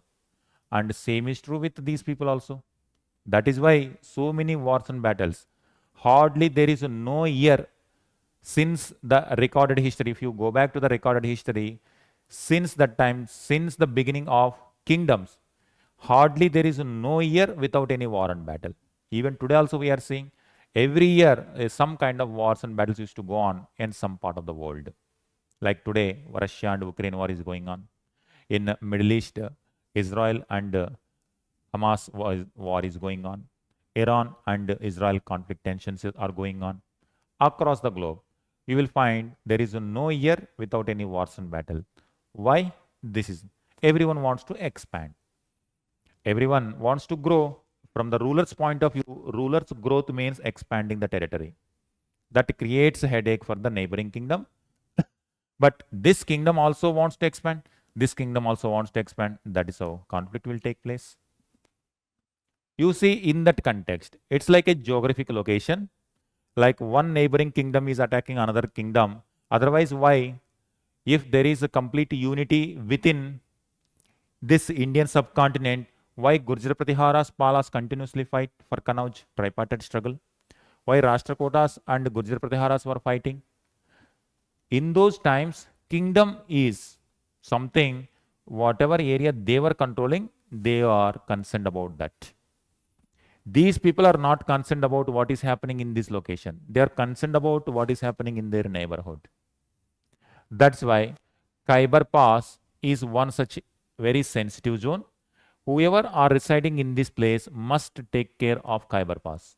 Otherwise, the moment if you lose Khyber Pass to this kingdom, chances are there this kingdom will come and enter into Gangetic Valley. That is what is going to happen now. When it comes to Rajputs, during this time period,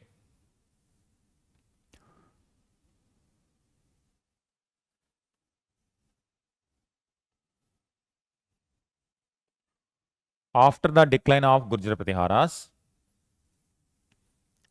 here Chauhans,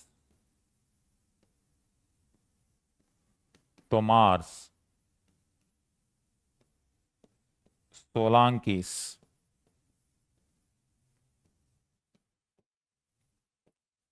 Chendelas, Paramaras. You see how many people? Gahadwalas.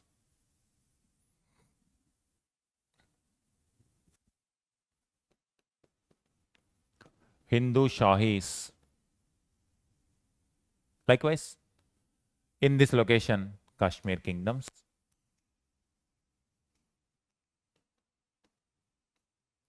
Kingdom.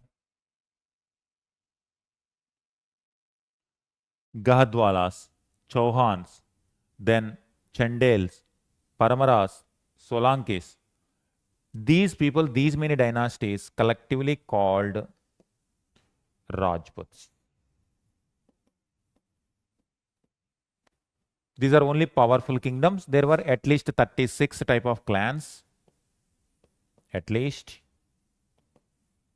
36. And it will go on. So many Rajputs. And there is continuous conflict between them. That's what I just explained. There is no concept what we are visualizing today because all the states are integrated today. That's why if something happens in this location, the person who is here is concerned about that location. If China attacks somewhere here, a person who is sitting here is worried about this location because this is our territory. If neighbor attacks, then automatically it is going to become major cause of concern and we are ready to once again give a reply to that kind of misadventure. But in those times, this is one kingdom and this kingdom wants to enter into this kingdom.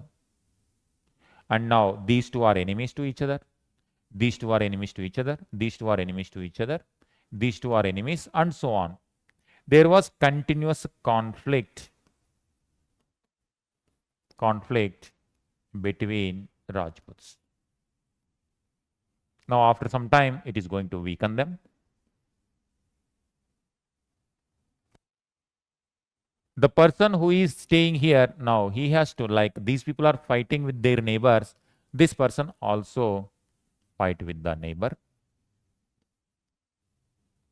That is how it happens. Now, if this neighbor becomes successful, if the ideology is different, here, say like Brahmanical tradition or Buddhist tradition, here, if it is Islam, now the winner's ideology will enter into this location. Suppose if there is a king, Vaishnavism and Shaivism, two kings are there. If one king is Vaishnavism, another king is Shaivism. If this Vaishnavite ruler conquers Shaivite region, automatically Vaishnavite traditions will try to influence this region. If Shaivite ruler win over Vaishnavite kingdom, the Shaivite traditions will influence.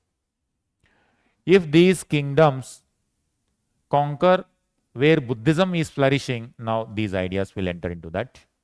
If Buddhist kingdom conquer the neighboring kingdom, then Buddhist ideas will flourish. Same thing happens here also. These one set of ideology, this is another newly emerging ideology. This ideology, when they conquer this region, this ideology is going to dominate this region. That is how. And when it comes to these people, power struggle was going on continuously. Solankis, Paramaras, Chendelas, Chauhans, and Gahadwalas are examples of Rajputs. There was continuous wars and battles among them. They were successful in stopping the Arab invasions. You remember in 712, Arabs conquered Sindh.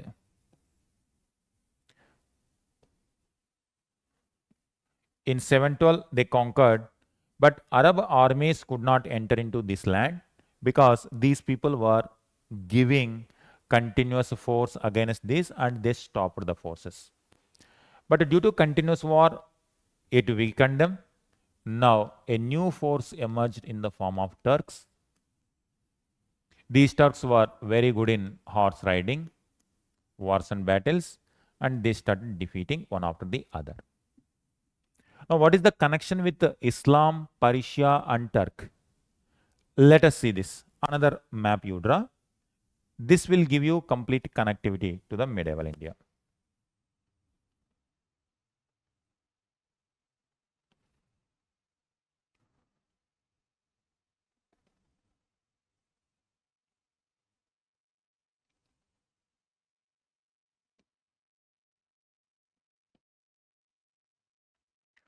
This region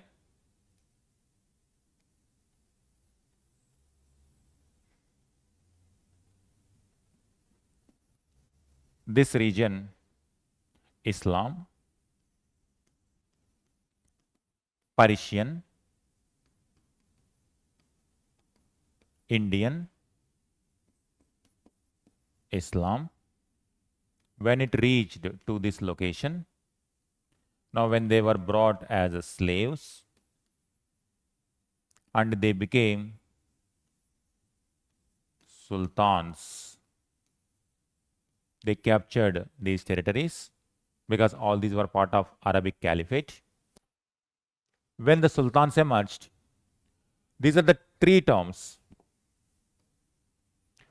When the sultans conquer this region, and finally when they enter into this location, the character of Turkish is going to change completely. For example, they have their own language, Turkish language. They have their own ethnic culture.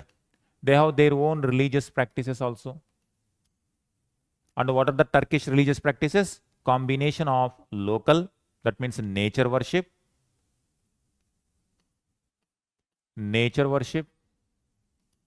idol worship, Zoroastrianism, then Buddhism, Vedic practices. Remember Aryans.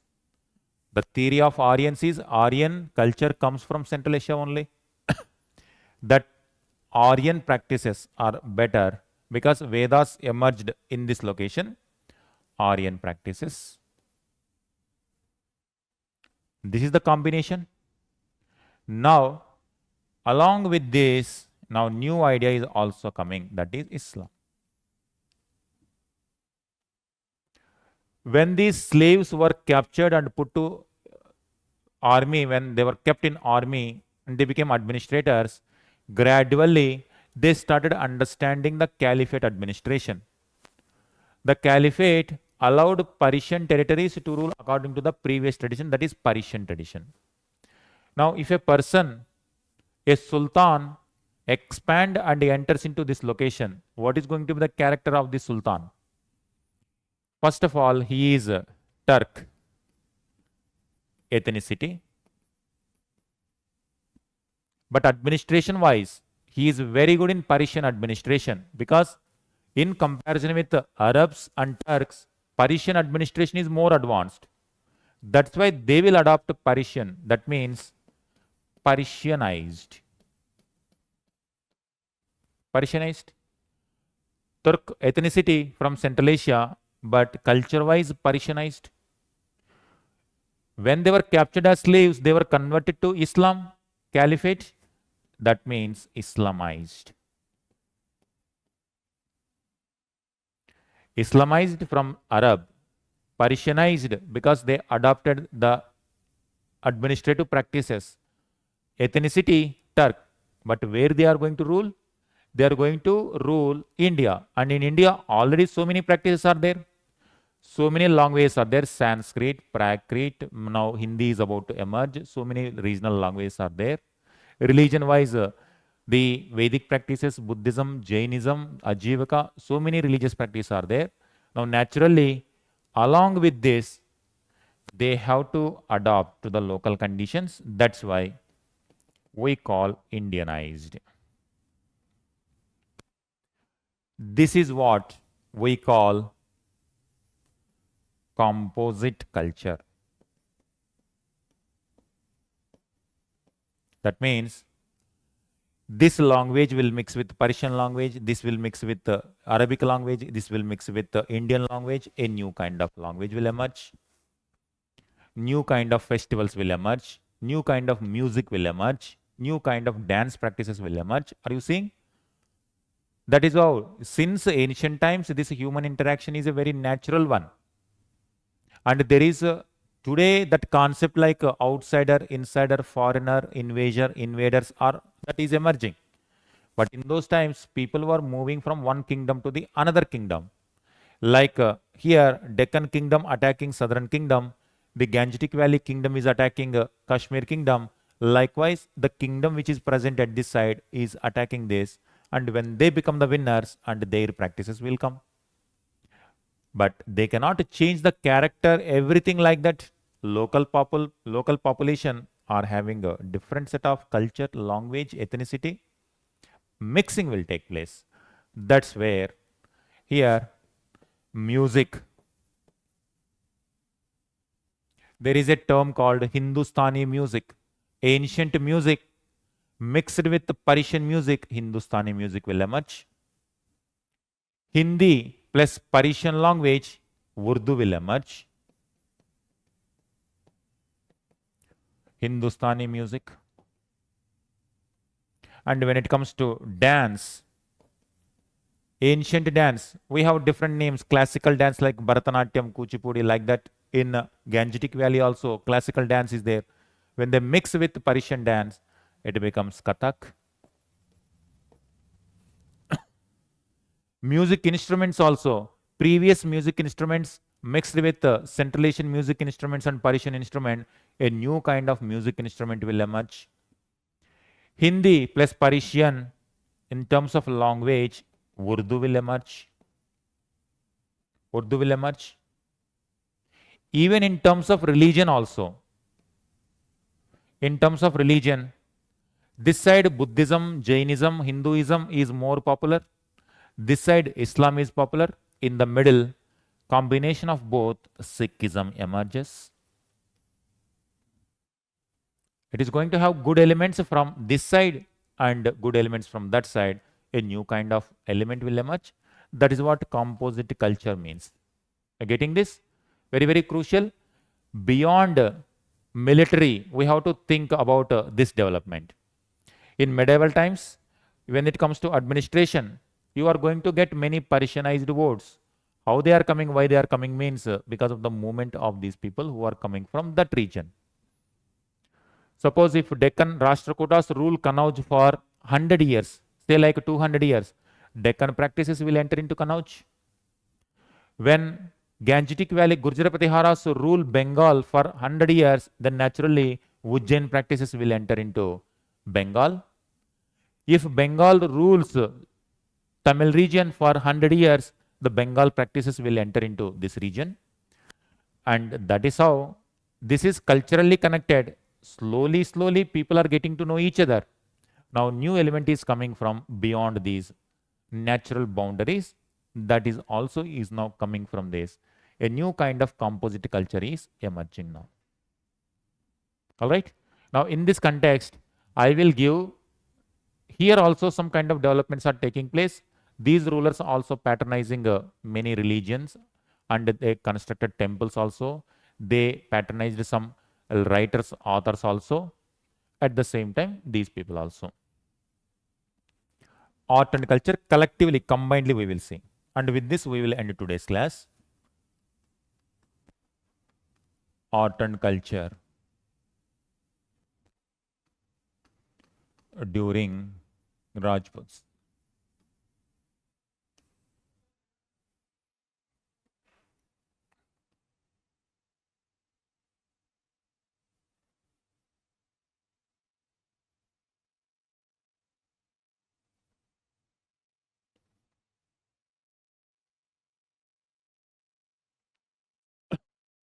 Here in Kashmir, or I'll write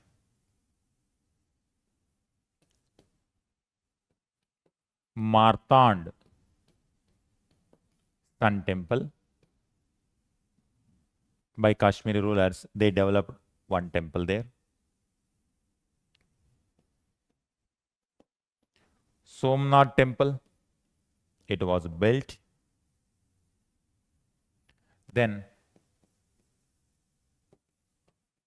Khajuraho temples, Somnath temple, Khajuraho temples, Martand Sun temple. Next, Kanauj became literary center. Sanskrit flourished like Rajashekhar earlier, Sri Harsha.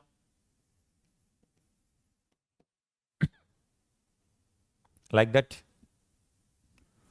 Next one. Ajmer,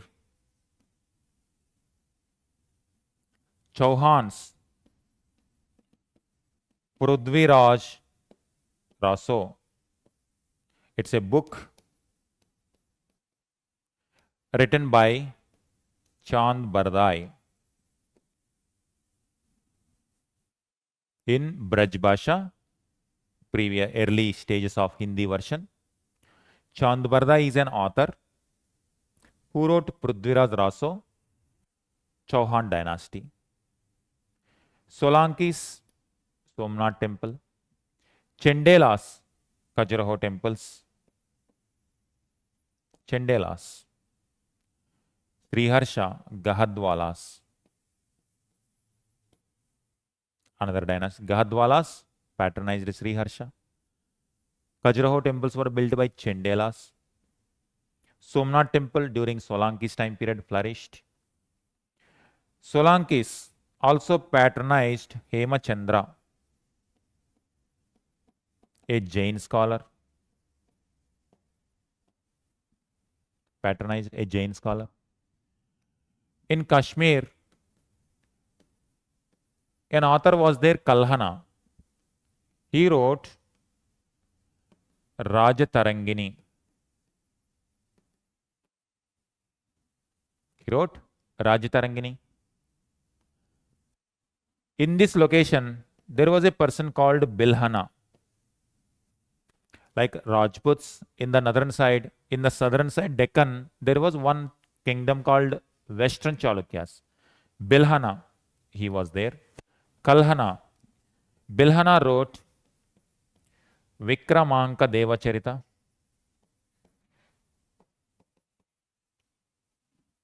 Whereas Hemachandra wrote Parisista Parvan. Parisista Parvan. Literature, authors, temples, getting? Now, all these are potential prelims questions. Now, in this location, Sanskrit is most dominant. That's why you are seeing the writings, books in Sanskrit language. Now, what about this location, Ghazni? He is patronizing Turkic language, then Persian language, Arabic language. In this location, these are the prevailing one. Similarly, in this location, because of the connectivity between that, Turkic, Persian, Arabic, Ghazni Mahmud. Like here, rulers are patronizing this. Ghazni Muhammad also patronized the people who are writing in these languages. Firdausi. There was one author, Firdausi. He wrote Shahnama.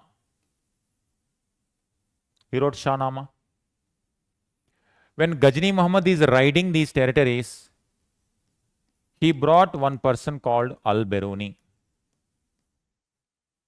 He was a scholar. He is not a military person. When Ghazni Muhammad, the soldiers were riding, he came to observe the conditions of new territory, that is India. And he wrote a book called Kitabul Hind.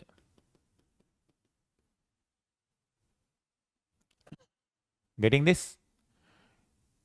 These rulers are contributing by encouraging some people. Here also, they are also, Ghazni also encouraging some people. But in which language they write? They write in Persian, Arabic and Turkic language. That is so. So here someone will write in local language like Tamil, Sanskrit, Prakrit. In this area, that local language. This is how the art and culture during this. When Rajputs were fighting, Ghazni raided initially. After some time in 1100s, in the same area, Gori Muhammad will come. Gori Muhammad. Here Ghazni Mahmud, Gori Muhammad, he established a kingdom like this. He captures all these territories up to Bengal region. Capital is Gori, but the territory is expanded till Bengal. And for this region, for the Indian territories, he appointed a military general called, that time Lahore was there. Lahore was the capital of that person. That person name is Qutbuddin Aibak.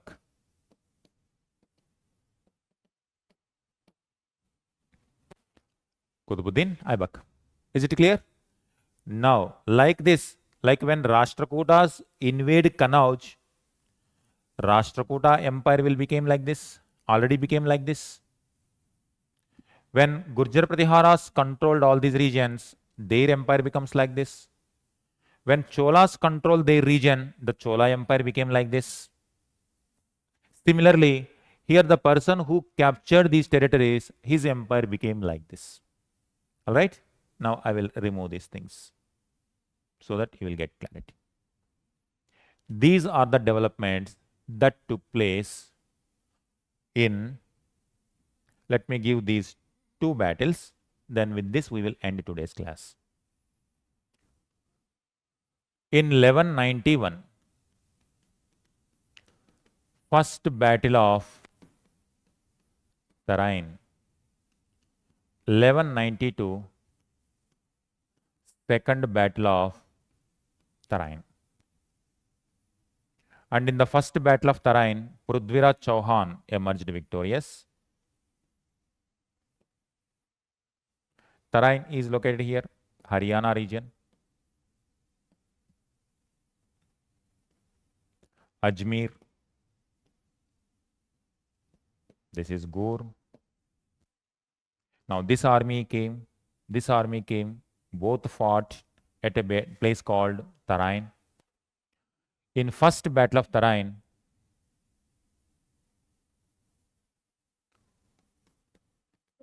Prithviraj Chauhan victorious. Gori Muhammad was defeated and Gori Muhammad went back. Next year, once again came. This time he was well prepared. And Gori Muhammad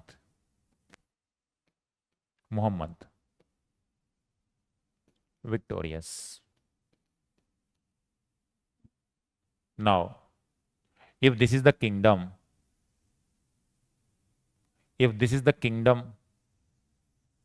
when this kingdom defeats this kingdom, that means this area also becomes his only.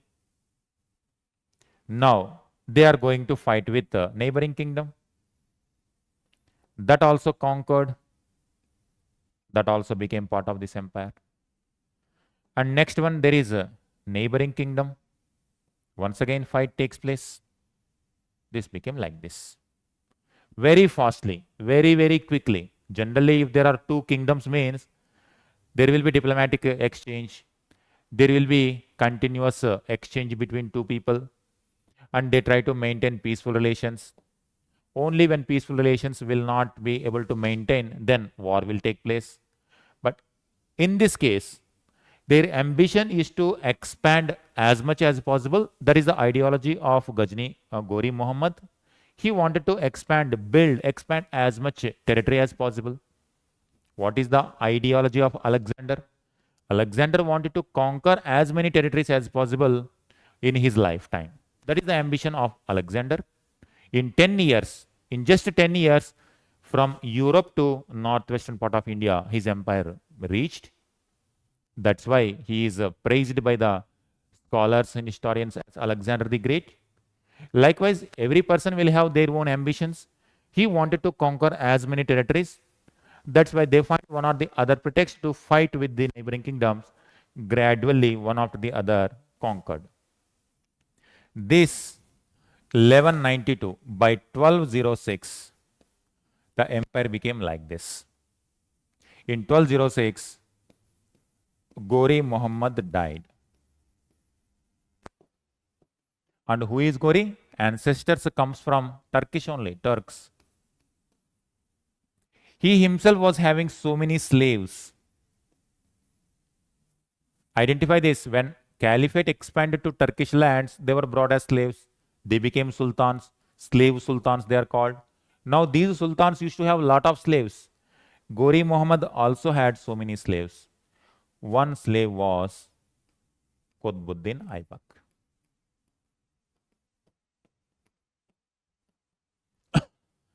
He died. Now power struggle will start in capital. Who will manage this much big? And there is a power struggle between the commanders. This area is given to a person. Hindustan areas are given to a person called Qutbuddin Aibak. And now Qutbuddin Aibak controlling this. Now whatever Gori says, that means whoever the successor says, if successor is very powerful, then Qutbuddin Aibak listen to him. If they themselves are fighting, then Qutbuddin find an opportunity in that. Qutbuddin Aibak, he ruled almost practically independent. Theoretically, he is part of Ghurid Empire only, but practically he managed these territories as a separate entity, and he laid foundation for Delhi Sultanate. That's what Turkish sultans were there. This empire they are calling Sultanate. Delhi based Sultanate became Delhi Sultan, and it became cut off. Once it is behaving independently, now it becomes cut off. This is one kingdom and this is another kingdom. Now, do you think capital will be happy with this? Capital will send army to punish the rebel. But here they themselves were weak. They themselves, there is a internal fighting there. Now, when internal fighting is taking place, now it is an opportunity. One person tried to control, but Qutbuddin Aibak defeated that person, and literally this became cut off. Now this became one kingdom, this becomes another kingdom. And this itself, like these kingdoms were captured by Gori, this itself was captured by one person called Genghis Khan. He is coming from Mongolia.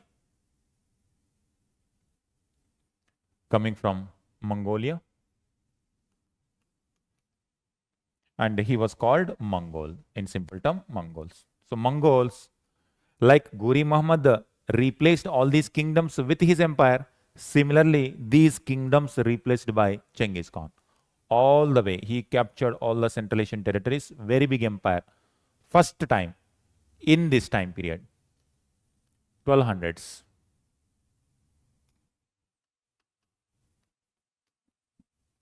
In 1200s only, when Delhi Sultanate was about to establish, Genghis Khan, like Gori Muhammad wanted to expand his empire, there is one person, his neighbor wanted to expand. That is how Genghis Khan is going to become a very powerful military commander. He defeated so many kingdoms and completely captured all these territories and replaced all these sultanates or the sultans replaced by Genghis Khan empire. That is called Mongol Empire. In the history, they maintained a very big empire from almost from eastern part of China, that is Pacific Ocean, to there near Europe. That kind of big empire. And here Genghis Khan, he is not Muslim, he is a Buddhist. Their religious beliefs were, because Islam is yet to reach this level, this far. Meanwhile, a follower, a variant of Buddhism in Mongolia. He himself wanted to expand. Now, when many Mongol soldiers will come, when they come into contact with these areas under Islam, again, apply the same concept here. When you apply the same concept, Turkish ethnicity, here Mongol ethnicity, when they come to Persian territories, Persianized, and Islam, they are going to accept Islam. At that time, the trend was Islamized. Mongols will come to India, they are going to become Indianized. And now they are going to mix with Turks. Mongols, they will accept Islam. Mongols will mix with Turks because these areas were under Turkish. Mongols will mix. This mixing is Mughal. But it will take some time. It will take another 300, 400 years to see Mughals coming to this area. In 1200, Turkish establishment, this how Delhi Sultanate was established. Qutbuddin Aybak established. And when these kingdoms were under threat from Genghis Khan, the Delhi-based administrators declared independence practically from center. It itself became an independent kingdom. That is known as Delhi Sultanate. Could you see how to see the Rajput kingdoms? Small kingdoms, continuous wars and battles. And like one neighbor is expanding, this neighbor is also expanding. And continuously, he was expanding till Bengal. When he died, his commanders were fighting. One commander was Qutbuddin Aybak. He declared independence. When the center itself was under threat from Genghis Khan, Delhi practically became independent kingdom. All right. Here we will stop today's class. So with this, we have finished the early medieval part. Try to see so many facts we have covered. In the next class, we will continue Delhi Sultanate. We will try to finish Delhi Sultans in that class. All right.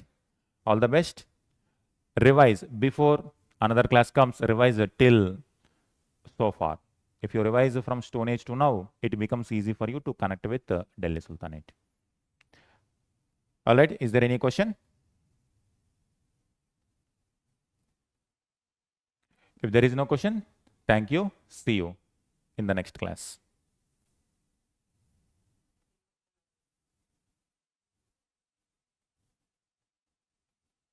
Why Buddhism had no effect on Central Asia? They were having effect during Kushana time period. Remember, Kushanas comes from Central Asia only. Kushana Empire constituting Central Asia, Kashmir, Gangetic Valley.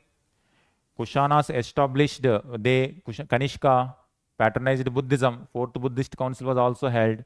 He sent ambassadors of Buddhist monks to Central Asia and China. In Turkish lands, Buddhism was very popular. That is how Buddhism is reaching Mongolia also. Otherwise, how Mongolia people get Buddhism? Even today also, Mongolia is one of the, like Tibet. Tibet is important Buddhist center. Like that, even today also, Mongolia is one of the Buddhist center. So that's why Turkish lands were having strong Buddhist influence. But Buddhism itself became victim to certain evils, like in the monasteries. Instead of becoming monasteries means they are considered like pure places, but instead of making them pure spiritual places, they became like family centers. Corruption involved within that, and because of the same, in every religion this kind of problem will come. When new idea will come, they adopted new idea.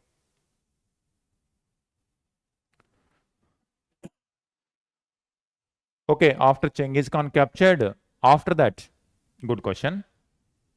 This time, already these lands were under influence of Islam. The reason being, Mongolia was under Buddhism. By the time Genghis Khan comes, these lands were strong influence of Islam. The Mongols themselves impressed by the simple ideals of Islam. That's why they themselves converted to Islam. Are you seeing the difference? It's all about a new trend. The present trend, suppose democracy is the present trend. in some countries still monarchs are there. Some dictators are there, some monarchs are there. But the trend is democracy. And the majority of the people across the world, people are following democracy elections. When Genghis Khan was there in 1200, at that time, the trend of this region itself is Islam. When common people are more and more followers of Islam, what ruler will do? Ruler, instead of imposing his administration or his idea, the ruler himself change like common people. That is how they themselves will convert into Islam. That is how because already strong influence of Islam, Genghis Khan himself. For example, Ashoka was by birth, he is a Hindu, but later he adopted Buddhism because of the trend of that time period. Harsha, he was also a follower of Shaivism initially, but the trend Buddhism, he adopted Buddhism. Likewise, some rulers, in order to impress the people, in order to mix with the local population, they used to become the follower of the religion which is followed by the masses. Here masses are following Islam. He did not convert. He did not convert in his lifetime.